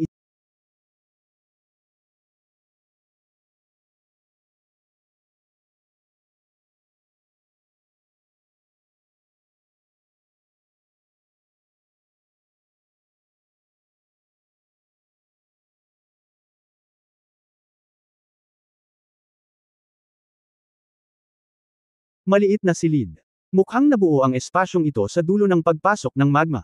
Ngunit, nagbago ang mga mukha ni Yang Yiyo at Xiang Walking. Tito Grandmaster, walang paraan, ano ang dapat nating gawin? Nag-aalalang sabi ni Xiang Walking. Ang mga kilay ni Yang Yiyo ay naging hugis din ng isang karakter na, Xuan. Talagang walang paraan upang pumunta dito, kahit isang butas na parang butas ng daga. Ito ay isang patay na dulo. Ang inaalala ngayon ni Yang Yiyo ay kung makakahabol ba ang 5 Elements Beast sa likod. Bagamat makitid ang daanan, kailangan mong malaman na ang 5 Elements Beast ay hindi isang ordinaryong halimaw. Ang gayong mga likas na halimaw ay kadalasang may mahiwagang kapangyarihan. Not to mention such a small passage, even a rat hole ay maaaring gamitin para makapasok. Siyempre, may mga exceptions. Ang ilang mga halimaw ay ipinanganak na makapangyarihan at may mga mahiwagang kapangyarihan, ngunit wala silang kakayahang gumamit ng mahika, kaya maaaring hindi sila makapasok sa gayong maliit na daanan. Huwag kang mag-alala, may paraan kapag nakarating ka sa bundok. Maaaring hindi makapasok ang 5 Elements Beast. Kinaaliw ni Yang Yiyo si Xiang Walking at pinalakas din ang loob niya. Pagkasabi noon, alam ni Yang Yiyo na kahit na hindi makapasok ang 5 Elements Beast, hinaharangan niya sila sa labas at hindi makalabas ang dalawa. Pagiging. Mas malala pa ang nakulong dito. Dahil natagpuan niya na walang espiritual na enerhiya ng langit at lupa dito. Kaya kailangan pa nilang mag-isip ng paraan. Siya nga pala, Grandmaster, bakit hindi natin subukang maghukay ng daan palabas at lumabas sa kabilang bahagi ng bundok? Sabi ni Xiang Walking. Nagliwanag ang mga mata ni Yang Yiyo at sinabing, maaari nating subukan. Hindi tayo maaaring makulong dito hanggang sa mamatay. Habang nagsasalita siya, isang malamig na liwanag ang kumislap sa kanyang kamay, at tinaga niya ang bundok gamit ang Dragon Slaying Sword. Naisip niya na ang pamamaraan ni Xiang Walking ay sulit na subukan. Pagkatapos ng lahat, sila ay mga magsasaka, at hindi mahirap gamitin ang kanilang malakas na lakas upang maghukay ng daanan sa bundok. Itinutok niya ang espada sa bundok at Puchi, ang Dragon Slaying Sword na tinadtad sa mga bato. Noong una, inakala niya na ang mga batong pader ng bundok ay magiging napakatigas, ngunit hindi niya inaasahan na ang Dragon Slaying Sword ay mapuputol sa kalahati nito sa kaunting pagsisikap lamang. Ito ay nagpasaya kay Yang Yiyo. Gayunpaman, sa susunod na sandali ay nakaramdam siya ng pait. Siya. Nadama na ang Dragon Slaying Sword ay parang isang espada na tumaga sa walang hanggang pandikit. Hindi niya ito hinugot. Mainit talaga ang bitek na pinutol niya sa bundok, pero lumiliit ang labas dahil sa lamig. Mabilis niyang hinugot ang Dragon Slaying Sword. Sa pagkakataong ito, nakita niyang unti-unti nang lumiliit at naghihilom ang pader ng bundok na kanyang pinutol. Ang eksenang ito ay nagulat kina Yang Yiyan at Xiang Walking. Hindi nila inaasahan na may ganito palang bato, malamig sa labas at mainit sa loob. Hindi katakatakang gagaling ang lamat na kanyang pinutol. Ito ay talagang thermal expansion at contraction. Ngayon pareho silang naging frustrated. Kung ganito ang bundok, magiging pipi pa sila at hindi na kayang hukayin, dahil pagkatapos nila itong hukayin ay lalawak at lumiliit ito dahil sa init at lamig. Bukod dito, ang ganitong uri ng kamay ay hindi matigas ngunit naninibugho na nababaluktot, na hindi maaaring sirain ng dragon Slaying Sword, kaya ang paraan upang maghukay ng daanan ay naharang. Ano ang dapat nating gawin, Grandmaster? Kung hindi, dapat tayong sumugod at labanan ang 5 Elements Beast. Ito ay isang patay na dulo. Kung hindi tayo lalabas, tayo ay makulong sa kamatayan. Sabi ni Xiang Waking na may determinadong mukha. Hindi ka ba natatakot? Tumingin si Yang Yiyu kay Xiang Waking. Hindi ako natatakot dahil nandito si Grandmaster. May Grandmaster akong sasamahan kahit mamatay ako, hehe. Ipinakita ni Xiang Waking ang kanyang inosenteng panig. Mapait na ngumiti si Yang Yiyu, at lubos na na-relax ang kanyang kalooban pagkatapos niyang sabihin iyon. Ngumisi siya at sinabing, oo, kasama ko dito, hindi tayo pwedeng mamatay. Ngayon parang isa lang talaga ang paraan para makalabas at lumaban ng husto, pero hindi madaling harapin ang Five Elements Beast. Tinatansya ko na ang lakas ng halimaw ay nasa huling yugto ng Fusion Realm o kahit na ang mahusay na pagiging perpekto. Sa ating kasalukuyang lakas, ang paglabas at pakikipaglaban sa masamang hayop na iyon ay naghahanap lamang ng kamatayan, kaya kailangan nating mag-isip ng paraan, kahit na kailangan nating lumaban ng husto, kailangan nating maging sigurado. May magandang ideya ba si Grandmaster? Tanong ni Xiang Waking. Tumingin sa kanya si Yang Yiyu at sinabing, oo. Ano ang pamamaraan? Kung bubuksan natin ang likas na dugo sa iyong katawan, maaari tayong magkaroon ng pagkakataong lumaban. Pero, paano buksan? Anyway, hindi ko alam. May paraan ako. Binabantayan mo ako sa pasukan ng kuweba. Susuriin ko ang impormasyon. Baka makagawa ako ng paraan para magising ang dugo mo. Sabi ni Yang Yiyu. Ang kanyang pamamaraan ay hanapin ang malaking bilang ng mga lihim ng pamana na iniwan ng matanda sa kanyang isipan, umaasang makahanap ng paraan upang magising ang likas na dugo. Tumango si Xiang Waking at sinabing, okay, isasara ko ang pasukan ng kuweba. Kung sumugod ang Five Elements Beast, gagawin ko ang lahat para pigilan siya. Tumango si Yang Yiyu, tumingin kay Xiang Waking at nag-isip sandali, at simpleng sinabi, kalimutan mo na, kakaiba ang Five Elements Beast, pumunta tayo sa ibang lugar na medyo mas ligtas. Halika dito, ay relax ang iyong isip at huwag tumutol. Dadalhin kita sa aking kuweba. Ah, Grandmaster, mayroon ka talagang espasyo sa kuweba. Narinig ni Xiang Waking ang tungkol sa espasyo ng kuweba. Well, pag-usapan natin ito mamaya. Hindi mo ba masasabi kahit kanino? Sa wakas ay handa na si Yang Yiyan na dalhin si Xiang Waking sa espasyo ng Chen Kun Pot. Pagkatapos ng lahat, ito ay magiging mas ligtas. Hindi siya maabala pagkatapos niyang pumasok sa pagmumuni-muni. Kung papasok man ang Five Elements Beast, wala siyang pakialam. Gayunpaman, mahigit 10 minuto na ang lumipas at hindi pa pumapasok ang Five Elements Beast. Naisip ni Yang Yiyan na ang Five Elements Beast ay malamang na hindi magaling sa mahika, at ang kanyang malaking katawan ay hindi makapasok sa makitid na daanan. Baka mablock lang niya ang entrance ng kuweba sa labas. At walang espiritual na enerhiya dito, kahit na para sa paglilinang, kaya pagkatapos ng pag-iisip tungkol dito, mas mabuting pumasok sa espasyo ng Chen Kun Pot. Siyempre, para kay Xiang Waking, natural na ang cave space, at hindi na siya magsasabi ng karagdagang bagay. Pagkatapos ay nagkaroon ng ideya si Yang Yiyan at dinala si Xiang Waking sa espasyo ng Chen Kun Pot. Nagsaya si Xiang Waking pagkapasok niya. Hiniling siya ni Yang Yiyan na kumilos ng mag-isa at binalaan si Dower na huwag masangkot sa gulo. Naka-cross-leg siya at sinimulang tingnan ang malaking halaga ng pamana na iniwan ng matanda, naghahanap ng paraan upang magising ang likas na kadugo. Chapter 1097, medyo nakakahiya ang paraan ng pagmulat ng bloodline mo. Hindi alam ni Yang Yiyan at Xiang Waking na sa pasukan kung saan sila pumasok, isang nakakatawang eksena ang lumitaw. Ungol, dagandong, dalawang kasuklam-suklam na tao, dagandong, hindi kita patatawarin, dagandong, halika at tulungan mo ako, malapit na akong malagutan ng hininga. Naipit pala sa bakana ng kuweba ang ulo at isa sa mga front legs ng Five Elements Beast. Ito ay gaya ng naisip ni Yang Yiyan. Kahit na ang 5-star beast ay isang alien beast, hindi nito alam kung paano baguhin ang mga spell. Mahigpit nitong hinabol siyang at bumulusok sa bakana ng kuweba at naipit. At ang isang paa nito sa harapan ay nakadikit sa ilalim ng leeg nito. Sa orihinal, ayon sa ideya ng Five Elements Beast, isa lang itong sirang kuweba. Maaari nitong basagin ang bundok sa pasukan ng kuweba sa isang puwersa, ngunit ang flexibility ng mga bato ay lampas sa kanyang imahinasyon. Habang nagpupumiglas ito, lalo itong humigpit, kaya ang ulo ng Five Elements Beast ay naipit. Ang kakilakilabot na bagay ay ang higit na nagpupumiglas ang 5 elementong hayop, mas humihigpit ang bato. Matapos makipagpunyagi ng ilang beses, yumanig ang buong bundok, ngunit hindi ito makawala. Sa halip, ang leeg ng Five Elements Beast ay pagod at dumudugo. Ang Five Elements King ay masunurin na ngayon. Napagtanto nito na ang bundok na ito ay espesyal. Habang nagpupumiglas ito, mas lalong humihigpit. Kung patuloy itong magpupumiglas, ito ay sasakal hanggang mamatay. Ang tanging magagawa nito ay sumigaw at sampain sina Yang Yiyan at Xiang Waking. Bagamat dito ipinanganak ang Five Elements Beast, hindi nito alam na ang bato dito ay malamig sa labas at mainit sa loob, parang bundok ng pandikit na sobrang lagkit. Nakaranas ito ng malaking kabiguan sa paghabol kina Yang Yian at Xiang Waking, at maaari lamang magmura. Sa kasamaang palad, sina Yang Yian at Xiang Waking ay nasa espasyo na ng Chen Kunpot sa sandaling ito, at hindi sila maririnig ng Five Elements Beast kahit sumigaw sila ng buong lakas. Ang Five Elements Beast ay kilala bilang ang tanging hayop sa mundo. Maharlika ito kanina, ngunit sa sumunod na sandali, ang ulo nito ay sinapit ng bato. Kung madudurog siya ng ganito, mamamatay siya ng dilat ang mga mata. Kung makikita ni Yang Yian ang kasalukuyang sitwasyon ng Five Elements Beast, malamang na matatawa siya sa kanyang sarili. Tungkol naman sa Five Elements Beast, pagkatapos umungal at makipagpunyagi sa walang kabuluhan, siya ay kumalma. Bigla siyang may naisip na problema. Sa sandaling ito, siya ay nakulong sa bakana ng yungib at hindi makagalaw. Kung ang dalawang tao na lalaki ay maubusan sa oras na ito, ang dalawang tao, bagaman mahina, ay maaaring tumaga sa kanya ng buhay, at hindi siya makakalaban. Bilang karagdagan, kung ang nakamamatay na kaaway, ang mabahong bog, ay lumitaw sa oras na ito ay magiging mas malala pa. Sa pag-iisip nito, ang Five Elements Beast ay gustong umiyak ngunit walang luha. Ngayon siya ay hindi ng ahas gumalaw, at hindi ng ahas na umungol. Siya talaga. Gustong umiyak pero walang luha.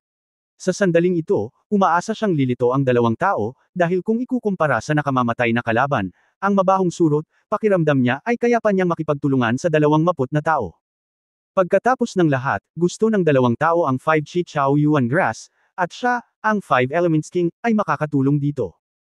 Sa kabaligtaran, kung ang nakamamatay na kaaway, ang mabahong bog, ay batid ng Five Elements Beast na mayroon lamang siyang isang paraan upang pumunta, at walang pagkakataon na mabuhay. Sa pag-iisip ng limang elementong hayop na ito, natakot siya na ang kanyang mortal na kaaway, ang mabahong bog, ay lilito sa susunod na sandali. Sa espasyo ng Chen Kunpot, biglang iminulat ni Yang Yiyo ang kanyang mga mata, ngunit kakaiba at awkward ang kanyang mukha. Nakahanap nga siya ng paraan para gisingin ang kanyang likas na kadugo mula sa pamana na iniwan ng matanda, ngunit ang pamamaraan ay nagpahiya sa kanya. Kasi, sa oras na ito, nalaman ni Xiang Waking na idinilat ni Yang Yiyo ang kanyang mga mata at tumakbo at sinabing, "Kumusta ang ninuno? Nakahanap ka na ba ng paraan para gisingin ang aking likas na kadugo?" Habang nagsasalita, tumingin si Xiang Waking kay Yang Yiyo ng may pag-asa. "Ahem, nahanap ko na. Pero, medyo nakakahiya ang paraan para gisingin ang bloodline mo, ahem." Nag-alinlangan at namula si Yang, ngunit sa kanyang puso ay sinusumpa niya ang matandang si Yun Changxi sa pag-iwan ng isang nakakahiya at minamahal na pamamaraan. Naghanap siya sa paligid at nalaman na ang paraan para magising ang likas na bloodline ay nangangailangan talaga ng pagkikita ng Yin at Yang. Siyempre, ang pagpupulong ng Yin at Yang ay bahagi lamang ng pamamaraan. Ang paraan upang buksan ang likas na bloodline ay medyo komplikado, at mayroong maraming mga lihim na pamamaraan upang ipatupad. Ngunit ito lamang ang nagpahiya sa kanya. Kung paano makipag-usap kay Xiang Waking ay isang malaking problema. Magaling, dahil may paraan si Grandmaster, simulan na natin. As long as it can awake my innate bloodline, tayo. Maaaring lumabas at patayin ang limang elementong hayop. Sa pananaw ni Xiang Waking, mas masaya siya kaysa sa anupaman na mapagbuti ang kanyang lakas sa paglilinang at magising ang kanyang likas na kadugo. Agad niyang hiniling kay Yang Yian na tulungan siyang gisingin ang kanyang bloodline. Ahem. Narinig ni Yang ang masasayang salita ni Xiang Waking at naubo. Naisip niya sa kanyang sarili, siguro kung ang babaeng ito ay magiging napakasaya kapag sinabi ko sa kanya ang pamamaraan. Grandmaster, mangyaring sabihin ang isang bagay. Bakit namumula ka na naman? Grandmaster, may sakit ka ba? Sobrang pula ng mukha mo. Sa sandaling ito, si Xiang Waking ay parang isang walang pusong batang babae, na pinipilit si Yang Yian na magsalita tungkol sa isang bagay. Huminga ng malalim si Yang at kinagat ang kanyang mga ngipin at sinabing, "Ito. Ang pamamaraang ito ay ang pagkikita ng Yin at Yang. Ang pagkikita lamang ng Yin at Yang ang makakapaggising sa likas na kadugo, ahem." Halos sabihin iyon ni Yang Yian habang nakapikit. Ngunit, hindi niya inaasahan na halos may suka siya ng dugo sa sagot ni Xiang Waking. "Kung gayon, magkita tayo sina Yin at Yang, Grandmaster, bilisan mo, hindi tayo maaaring makulong at hindi makalabas." Casual na sinabi ito ni Xiang Waking. Ibinuka ni Yang ang kanyang bibig. "Ito, naiintindihan ba ng babaeng ito o hindi? Shinger, alam mo ba kung ano ang pagkikita ni Yin at Yang?" Walang hiyang tanong ni Yang Yiyo. "Alam ko, naka-record ito sa mga exercises na pina-practice ko. Ang walang katapusang paggalaw ng langit at lupa, ang paggalaw ng mga bituin sa langit, at iba pa. ay ang lahat ng mahusay na paraan ng yin at yang, ngunit hindi ko alam kung paano ito gagawin. Grandmaster, hindi mo ba ako matuturuan? Nang marinig ni Yang Yian na sinabi ito ni Xiang Waking, muntik na siyang matamba. Ano ang ibig sabihin nito? Ito ay ganap na walang kaugnayan. Well, ang ibig kong sabihin ay kailangan nating magsanay ng dual cultivation, tama ba? Pakiramdam ni Yang Yian ay tahasan niyang sinabi ito. Xiang. Sa wakas ay naunawaan na ni Waking. Bagamat siya at ang kanyang mga kapatid na babae ay nabuklod sa loob ng libu-libong taon at hindi pa nalantad sa mundo, hindi sila pamilyar sa dual cultivation. Mayroong mga tala tungkol sa dalawahang paglilinang sa marami sa mga pamamaraan ng Xingchenmen Gongfa Pavilion. Naalala niya na minsang sumilip siya at pinagalitan ng nakatatandang kapatid na babae matapos matuklasan, ngunit sariwa pa rin sa kanyang isipan ang mga nilalaman at pattern na naitala sa dual cultivation techniques. Naisip ni Xiang Waking ang mga nakakahiyang eksena sa dual cultivation classics, at biglang namula ang maliit niyang mukha. Lalong naging kakaiba ang mga kakaibang linya sa kaliwang pisngi niya. Ibinaba niya ang kanyang ulo. Kahit na hindi niya maintindihan ang mundo, naiintindihan niya pa rin ito. Tumingin si Yang Yian kay Xiang Waking na nakayuko, at nakahinga siya ng maluwag, sa pag-iisip sa sarili, nakuha na ng babaeng ito sa wakas. Sandaling natahimik ang dalawa. Para kay Yang, hindi niya inaasahan na ang paraan na iniwan ng matanda sa kanyang isipan ay magiging ganito, ngunit hindi niya kailanman pipilitin si Xiang Waking. Kung hindi na-trap ang dalawa sa pagkakataong ito, hindi niya sasabihin ang ganitong paraan.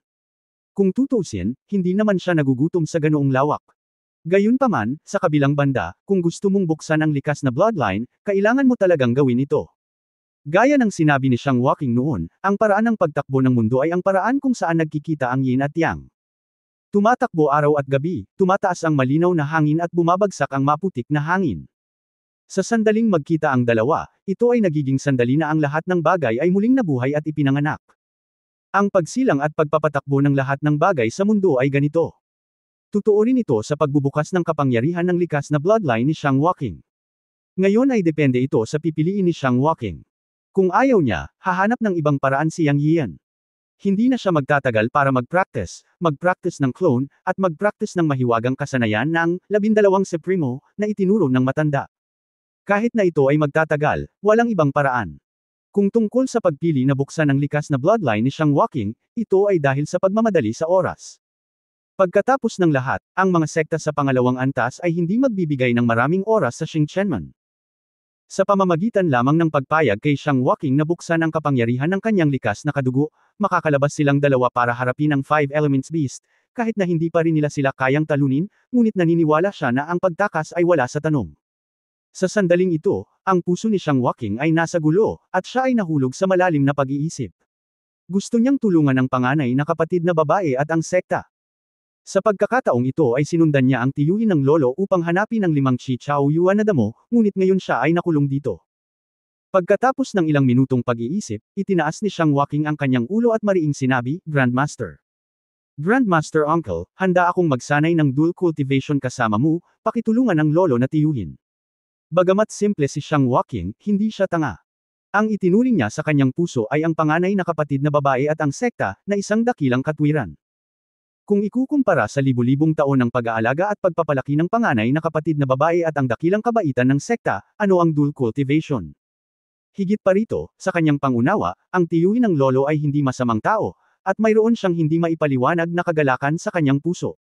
Natigilan si Yang Yian at nagtanong, hindi ka ba nagsisisi? Hindi nagsisisi si Chinger. Nakikiusap ako kay Grandmaster Uncle na tulungan ako. Gusto kong maging matatag at tulungan ang aking Panginoon at ang aking kapatid na babae. Namumula pa rin ang mukha ni Xiang Waking habang nagsasalita. Kabanata 1098, tatlong yugto ng espiritual na kaharian na naabot ang dakilang kasakdalan. Para kay Yang, ang pagtulong kay Xiang Waking na gisingin ang kanyang bloodline ay talagang isang napakasakit na bagay. Dahil ang lihim na paraan ay hindi lamang tungkol sa pagkikita ng yin at yang, ngunit higit pa tungkol sa paggastos ng maraming enerhiya upang pasiglahin ang kanyang linya ng dugo, na magiging isang napakanakakapagod na proseso ng espiritual na kapangyarihan. Sa kasong ito, ang tinatawag na pagpupulong ng yin at yang ay isang daluyan lamang, at magkakaroon ng mga pagkakataon para sa kasiyahan, kaya't masakit na isipin ito. Ang pokus ng lihim na pamamaraang ito ay upang pasiglahin ang likas na linya ng dugo, ngunit hindi nito hahayaan na tamasahin niyang ang saya. Kapag nagkamali, siya ang unang magdurusa.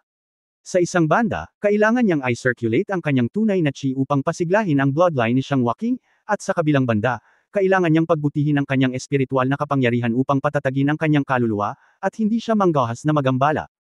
Pagkatapos na maunawaan ni Xiang Waking, sinundan niya si Yang Yiu sa Chenkun Pot upang makakita ng espasyo. Upang maging tumpak, ito ay isang bahay na itinayo niyang na may kapangyarihang mahika. Kahit na ang Chenkun Pot ay maraming misteryo at hindi alam sa kanya, siya ang tunay na master ng Chenkun Pot Space. Siya ang master na may pag-iisip, at ang pagtatayo ng bahay ay isang piraso ng cake para sa kanya. Pagkapasok ay kinawayan niya ang kanyang kamay at lumitaw ang isang malaking kama. Sa sandaling ito, biglang nag-init ang mukha ni Xiang Waking, at ang kanyang isip ay puno ng mga nakakahiyang pattern na naitala sa sikretong aklat ng dalawahang paglilinang na kanyang nabasa. Siya. Nanginginig ang buong katawan at napapikit, saka siya nagdesisyon at hinubad ang lahat ng damit niya sabay wave ng kamay. Dahil siya ang pinili ko, hindi ako magsisisi. Nilingan niyang ang kanyang ulo at nakita si Xiang Waking na nakahubad na nakatayo sa likuran niya. Nang makita ang mainit nitong katawan, halos hindi na niya maiwasang damyugo sa ilong. Kung hindi dahil sa mga linya sa mukha ni Xiang Waking na medyo naging kakaiba at nakakatakot, tinansya niyang na mawawalan siya ng kontrol sa harap ni Xiang Waking sa sandaling ito. Sa kabutihang palad, ang kakaiba at nakakatakot na mga linya sa kanyang mukha ay nagpanatiling malinaw sa kanya. Sa oras na ito, huminga ng malalim si Yang Yiu at itinuon ang lahat ng kanyang atensyon sa mga linya sa katawan ni Xiang Waking, dahil ito ang kanyang susunod na focus. Ang mga ugat na ito sa katawan ni Xiang Waking ang susi sa paggising ng kanyang likas na dugo. Ayon sa lihim na pamamaraang iniwan ng matanda, kailangan muna niyang magsimula sa mga ugat sa katawan ni Xiang Waking, hanapin ang kaibuturan ng mga ugat, at pagkatapos ay gamitin ang makapangyarihang espiritu upang patatagin ang pangunahing pundasyon ng mga ugat, upang makapagsanay siya sa kanya at dahan-daang pasiglahin ang paggising ng kanyang dugo. Nang tumingin si Yang Yian kay Xiang Waking na may nagniningas na tingin, bumilis ang tibok ng puso ni Xiang Waking, at hindi niya sinasadyang ibinaba ang kanyang ulo. Sa oras na ito, alam niyang na oras na para siya ang magkusa. Gumawa siya ng 1,000 hakbang, binuhat si Xiang Waking, at dahan-daang inilagay sa malaking kama, hiniling sa kanya na umupo ng naka-cross-legged at panatilihin ang kanyang isip. Pagkatapos ay umupo ito sa likod niya at tumingin sa kanya. Tulad ng sinabi ni Xiang Waking, ang mga ugat sa kanyang mukha ay talagang kumalat sa kanyang buong likod, mula sa kanyang kaliwang mukha pababa sa kanyang leeg hanggang sa kanyang likod. Ang mga ugat na ito ay nabuo ng isang bilog sa puting balat ni Xiang Waking, mas katulad ng isang komplikadong array ng ugat. Ang dapat gawin ni Yang Yian ay hanapin ang ugat ng mga ugat at alamin ito gamit ang kanyang espiritu. Ang mga ugat sa likod ni Xiang Waking ay mukhang sobrang komplikado at misteryoso, ngunit hindi mahirap para kay Yang Yian na hanapin ang pangunahing pinagmumulan, dahil ito ay isang pabilog na pattern, na ang sentro ang pinakamahalaga. Iniunat niya ang kanyang kamay at itinuro ang gitna ng pattern ng ugat, gamit ang malakas na kapangyarihan ng kaluluwa. Ying! Habang itinuturo niya, si Xiang Waking ay gumawa ng mapurol na tunog na may mga ngiping nagngangalit. Tumigil ang tunog na ito sa pandinig niyang at halos mawalan siya ng lakas. Ito ay isang napakapinong tunog. Kinagat niya ang dulo ng dila niya at agad itong sumakit, ngunit sa wakas ay naalis na ang isip niya at isinumpa siya sa loob. Kasunod ng lihim na pamamaraang iniwan ng matanda, ginamit niya ang dalawang kamay upang sunod-sunod na magsagawa ng 36 na spell, at sa wakas ay umungol ng isang mababang, fixed, na salita. Sa isang iglap, ang malalalim na pulang ugat sa likod ni Xiang Waking ay tila nabuhay, na naglalabas ng malabong halo, na lalong naging kakaiba sa orihinal na malalim na pulang ugat.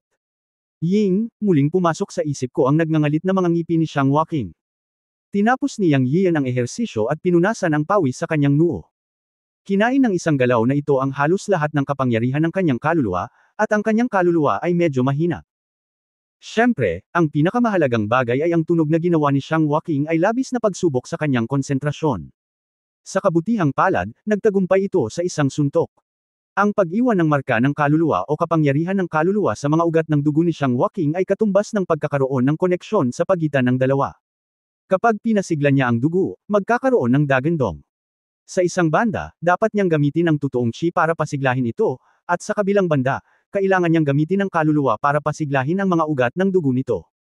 Ang lihim na pamamaraan na iniwan ng matanda ay hindi dapat nawawalang anumang link. Hindi lamang ang pagiging komplikado ay hindi magising sa likas na dugo ni Xiang Waking, ngunit si Yang Yian ay magiging backfire din. Okay, simulan na natin. Habang nagsasalita, marahang binuhat niyang si Xiang Waking. Sa wakas ay lumabas sa bibig ni Xiang Waking ang isang nakakasakit na sigaw. Nagkita sina Yin at Yang, ang tunay na chi niyang ay umikot, at ang kaluluwa ay nasigla, si Xiang Waking ay umiiyak, at ang mga ugat sa kanyang katawan ay unti-unting lumiwanag. Ang kapangyarihan ng dual cultivation ay natural na dumating. Sa sandaling nagtagpo ang kapangyarihan ng araw at ang kapangyarihan ng buwan, ang kapangyarihan sa katawan ni Yang Yiyu ay tumatakbo sa sukdulan. Naglakbay ito sa katawan ni Xiang Waking, at pagkatapos ay umikot muli sa kanyang katawan. Pareho silang nagsasanay sa kanilang mga kakayahan. Nang makumplito ang isang malaking sirkulasyon, biglang gumawa ng mahinang tunog ang dantian ni Xiang Waking. Kasabay nito, ang mga ugat sa kanyang katawan ay sumabog sa nakasisilaw na pulang ilaw, at ang kanyang dantian ay gumawa ng isang mapurol na tunog. Sa susunod na sandali, isang napakapangangilabot na puwersa ang bumangon mula sa dantian ni Xiang Waking. Ang malakas na aura na biglang lumabas mula sa kanyang katawan ay nagpang-inig sa kaluluwa ni Yang Yiyu, ngunit ang hininga na ito ay dumating at umalis ng mabilis, at nawala sa isang iglap. Ngunit pagkatapos ay ang malakas na kapangyarihan ng dantian ni Xiang Waking ay sumugod sa dantian ni Yang Yiyu sa ruta ng kanilang dalawahang paglilinang. Boom boom boom. Sa tatlong mapurol na tunog, naramdaman ni Yang Yiyu na ang kanyang dantian ay puno ng totoong enerhiya sa isang iglap, at ang kanyang nascent soul ay tila puno at naging bilog sa isang iglap. Ngunit sa sandaling ito, nalaman ni Yang Yiyu na ang kanyang cultivation level ay tumalo ng 3 antas, mula sa tuktok ng unang yugto ng spiritual realm hanggang sa mahusay na pagiging perpekto ng spiritual realm. Nagulat siya sa biglaang pag-unlad ng kanyang cultivation level, at pagkatapos ay sumugod siya sa kapangyarihan mula sa dantian ni Xiang Waking, na nawala ang kalahati sa isang iglap, at pagkatapos ay bumalik ang kalahati sa dantian ni Xiang Waking. Sa pagkakataong ito ay naunawaan niya na maaaring hiniram niya ang liwanag ni Xiang Waking, at ang malakas na enerhiya ngayon lamang ay ang kapangyarihang pumutok pagkatapos gumising ang mga ugat ng dugo ni Xiang Waking. Siyempre, kung hindi niya ginamit ang paraan ng yin at yang para magsanay ng dalawahang paglilinang kasama si Xiang Waking, hindi siya magkakaroon ng ganoong kalaking pakinabang. Sa madaling salita, ito ay isang win-win situation. Ang likas na bloodline ni Xiang Waking ay matagumpay na nagising, at naramdaman niya ito. Ang antas ng cultivation ni Xiang Waking ay pumasok din sa fusion realm, tumalo ng 2 magkasunod na antas. Bagamat tila hindi siya umunlad ng 3 antas, sa katunayan, si Xiang Waking ang higit na nakinabang dahil tumawid siya sa dakilang kaharian.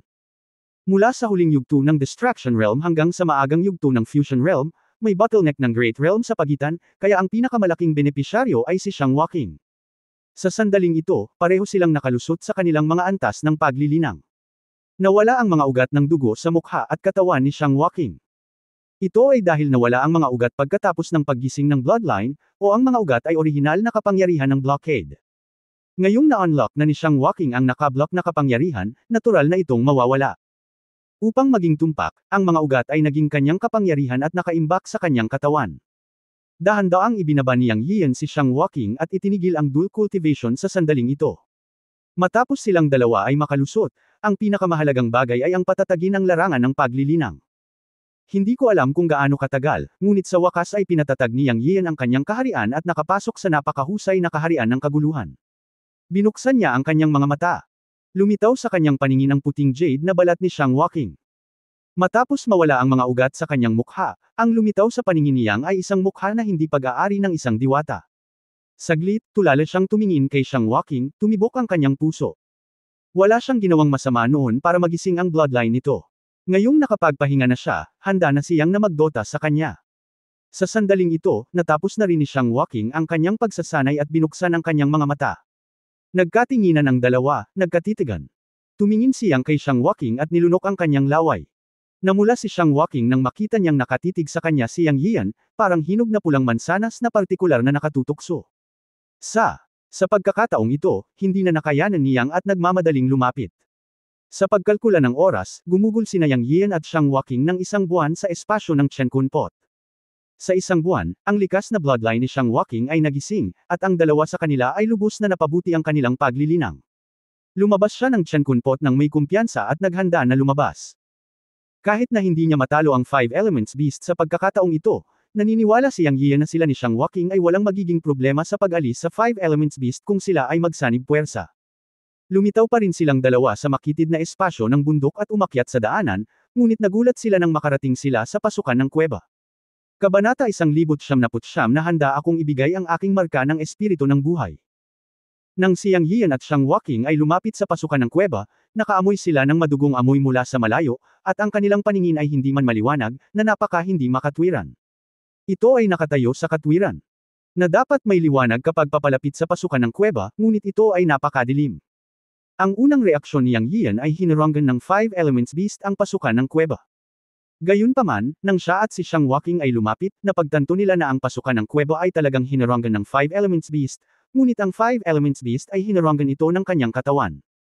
Tinitingnan ang ulo ng Five Elements Beast at ang isang paa sa harap na nakaklamp, nakalabas ang dila nito ng mahaba, tila namumungay ang mga mata, at duguan ang leeg, nakakatakot ang itsura.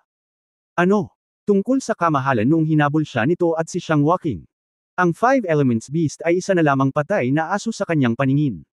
Siyempre, kahit hindi naman talaga patay, halos patay na. Sa pagtingin sa Five Elements Beast, sina Yang Yian at Xiang Waking ay natigilan sa una, at pagkatapos ay nagkatinginan. Takot na takot ang dalawa. Kinailangan nilang ihagi sa kanilang mga puso, buksan ang likas na dugo ni Xiang Waking, makipagsapalaran, at iba pa. Matapos magising sa wakas ang dugo ni Xiang Waking, tumaas din ng husto ang cultivation ni Yang. Ang dalawa ay puno ng kumpiyansa at naghanda na lumabas para makipaglaban sa Five Elements Beast. Sino ang nakakaalam na pagdating nila sa pasukan ng kuweba, nakita nila ang Five Elements Beast na naging ganito ang estado. Matapos matigilan si Yang Yian, tumingkayad siya sa makitid na daanan at tumawa ng malakas. Sumiksik si Xiang Waking sa tabi niya at tiningnan ang miserableng hitsura ng Five Elements Beast at hindi napigil ang matawa. Wala ni isa sa kanila ang nag-isip na ang maringal na Five Elements Beast na muntik na silang lumunin noon, at patuloy na nagsasabi na huhulihin niya sila at papakainin sila ng lason bilang Cain, ay magiging ganito ngayon. Wow, hahaha. Tumawa si Yang, tumulo ang luha sa kanyang mga mata. Naiintindihan na niya ngayon kung ano ang Five Elements Beast. Walang duda na ang masamang halimaw na ito ay sumugod sa pasukan ng kuweba nang hinahabol siya at si Xiang Waking, at pagkatapos ay ikinapit ang kanyang ulo. Ang masamang hayop na ito ay hindi alam ang anumang mga kakayahan sa pagbabago, kaya ang kanyang ulo ay nakaklamp. Pero ang mga bato sa kabundukan dito ay malamig sa labas at mainit sa loob, na may contraction effect. Kapag lalo kang nagpupumiglas at lumalaban, mas liit ang mga bato. Isang himala na ang Five Elements Beast ay hindi pa nasakal hanggang mamatay. Sa pagkalkula ng oras, halos 20 araw na ang nakalipas mula noong tumalon sila ni Xiang Waking sa malaking butas na ito at lumabas. Ibig sabihin, mahigit 12 araw na ang Five Elements Beast na nakulong sa kuweba. Sa katunayan, ang Five Elements Beast ay halos nakulong sa kamatayan sa loob ng mahigit 20 araw. Ito ay semi-comatose na. Marahil ay narinig nito ang pagtawa ni Yang Yiu, at ang Five Elements Beast ay nagising mula sa koma. Nang imulat niya ang kanyang mga mata, nakita niya ang dalawang hamak na tao sa kanyang paningin. Sa sandaling ito, ang Five Elements Beast ay gustong umiyak ngunit walang luha. Ito ay tulad ng isang taong nalulunod na nakakita ng isang negel iligtas buhay na dayami. Tuwang-tuwa siya at nagsalita sa kanyang puso, ngunit marahil ito ay dahil sa kanyang pagkatao. Sanay na siya sa pagiging masungit. Nang makita sina Yang Yiu at Xiang Waking, ang Five Elements Beast ay napahamak sa trahedya sa sandaling ibukan niya ang kanyang bibig. Humble na tao, tulungan mo ako kaagad. Hindi na kita guguluhin. Nasusuffocate ako. Tulungan mo ako dali. Tinawag siya ng Five Element Beast na isang hamak na tao at tinawag siyang hari sa lahat ng oras. Kinaikit ni Yang Yiu ang kanyang mga mata at minisyon, hindi ba sinabi mo na ikaw ang natatanging Five Elements Beast? Hindi mo ba kami gustong patayin? Di ba sabi mo gusto mo kaming hulihin at pakainin ng lason at gawing Cain? Isa kang mahusay na Five Elements King, ngunit nagmamakaawa ka sa aming dalawang hamak na tao. Gaano ito kamura? Sa tingin ko, mas mabuting kalimutan na lang. Buti na lang talaga maging ganito ka, hahaha. Nag-squat si Yang sa harap ng Five Elements Beast at tumawa ng mapanukso. Roar! Ang Five Elements Beast ay umungal sa galit nang marinig niya ang mapanuksong salita ni Yang Yiu, ngunit ang kanyang dagandong ngayon ay parang mahina at walang anumang kamahalan. Humble na tao, kakainin kita ng buhay, dagandong, gagawin ko. Ang Five Elements Beast ay galit na galit at umungal at nagmura na may pares ng malalaking mata na parang mga kampanang tanso. Gayunpaman, magdurusa siya sa pagkakataong ito. Bago niya matapos ang pagmumura, pinaikit ni Yang Yiu ang kanyang mga mata, itinaas ang kanyang kamao at sinuntok siya sa mata. Bang, sinuntok ni Yang. Umuungol. Ikaw na hamak na tao, sinaktan mo ako. Ang Five Elements Beast ay umungal at nagmura. Bang, nginisyon ni Yang Yiu at muling naghagis ng dalawang suntok, hehe, anong masama kung tamaan ka? Puputulan kita ngayon. Isa ka ng preso, at humihingi ka ng tulong sa akin ngunit patuloy mo pa rin akong tinatawag na hari. Hahayaan kitang maging hari. Bang. Habang nagsasalita si Yang, sunod-sunod niyang sinuntok ang Five Elements Beast sa ulo. Dagandong. Pahihintulutan kang magpakitang gilas, ikaw ang magiging hari, bang bang bang. Danggol dagandong dagandong. Pahihintulutan kang magpakitang gilas, bang bang bang. Ungol, dagandong, dagandong. Ako. Sumuko na ako, itigil mo na ang pambubugbog sa akin, ikaw ang amo, itigil mo na ang pambubugbog sa akin.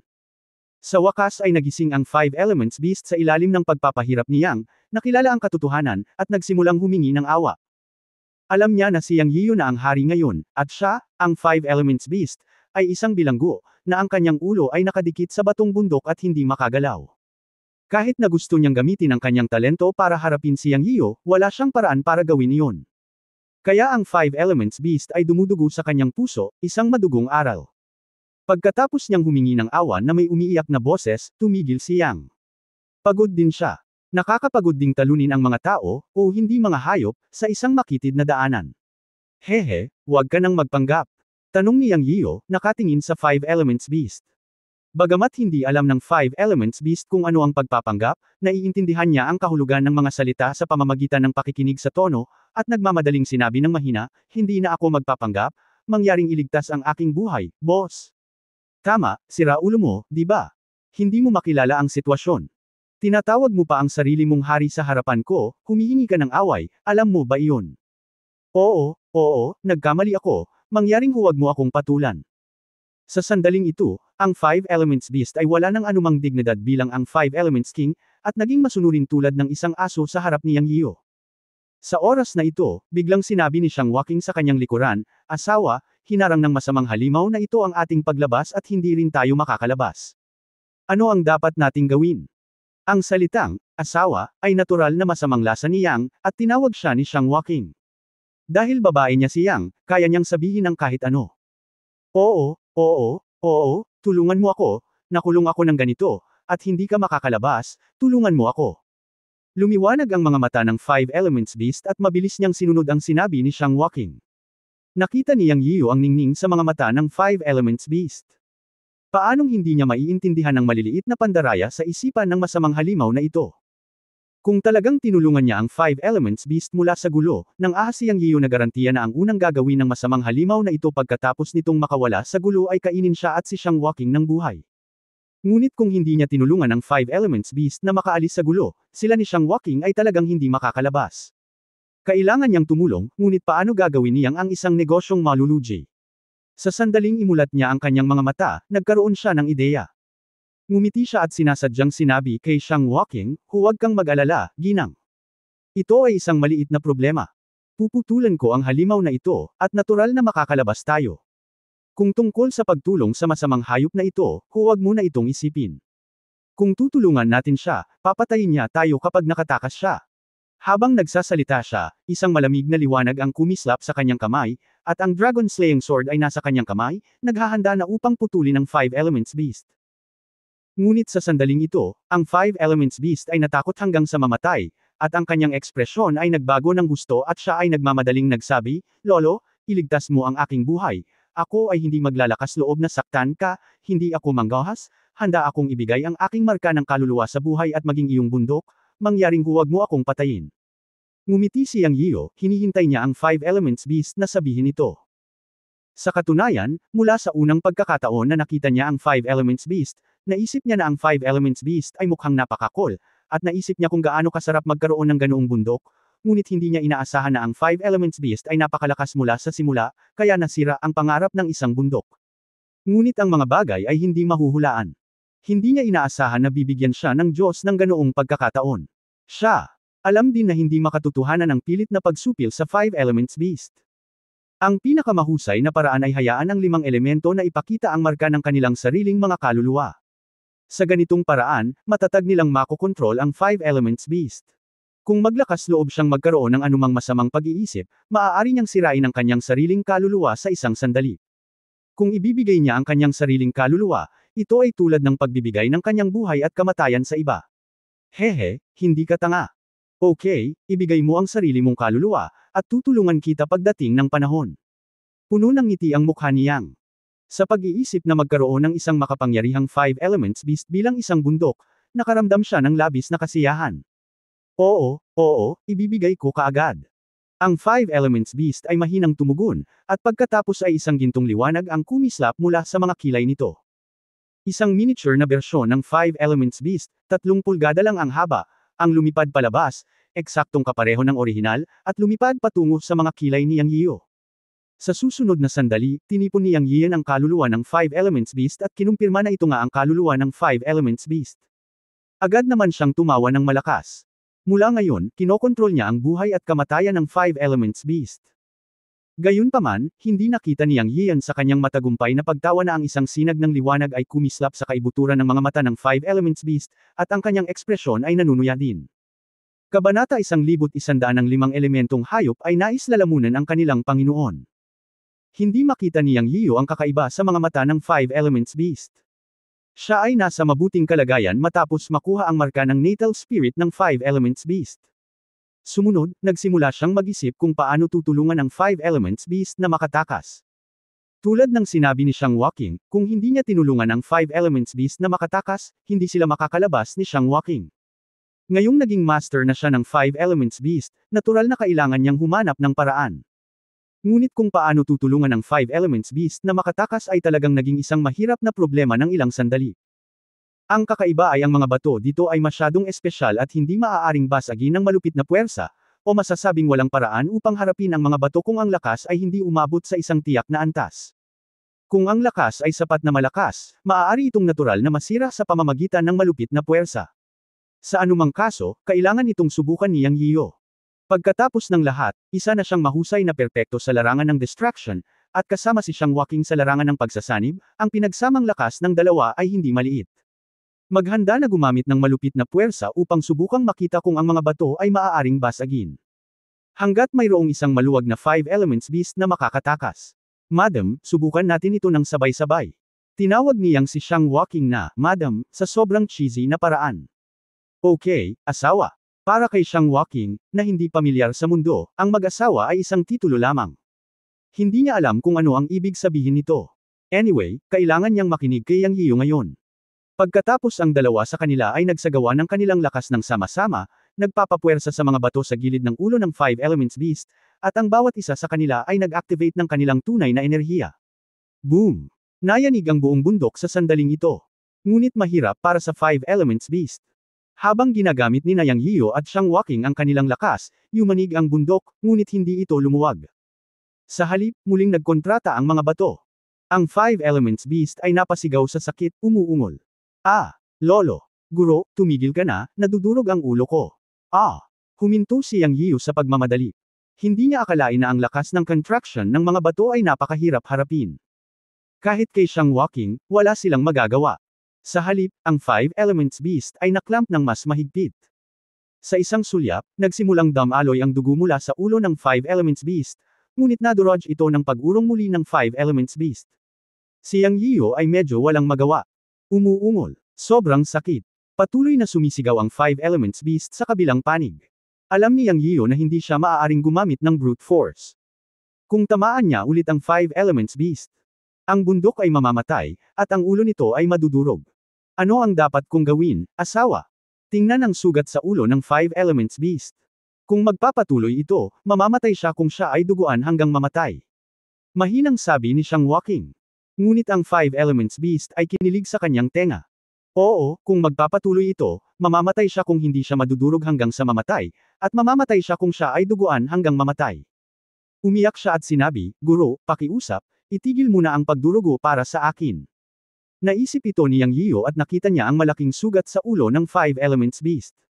Mukha talagang miserable, at umaagos ang dugo. Tumanggaw siya at sinabing, okay, tutulungan muna kitang gamutin ang mga sugat mo. Ang Five Elements Beast ay aktwal na nagkaroon ng mga pinsala sa ulo pagkatapos ng suntok, marahil mula sa nauna. Pagkaraan ng ilang sandali, napagtanto ni Yang Yian na ang pinakamabilis na gamot sa pagpapagaling ay hindi kasing ganda ng tubig ng buhay. Ngayon ang tubig ng buhay ay nagbago mula sa orihinal na 9 na patak sa 3 patak, ngunit ito ay naging lila. Ang dami ay mas kaunti, ngunit ang kalidad ay pinabuting.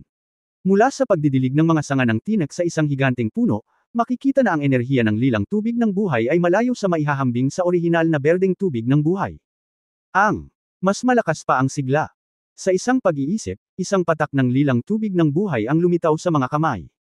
Ngayon pagkatapos maubos ang tubig ng buhay, kailangan ng 9 na araw para makagawa ng pangalawang patak.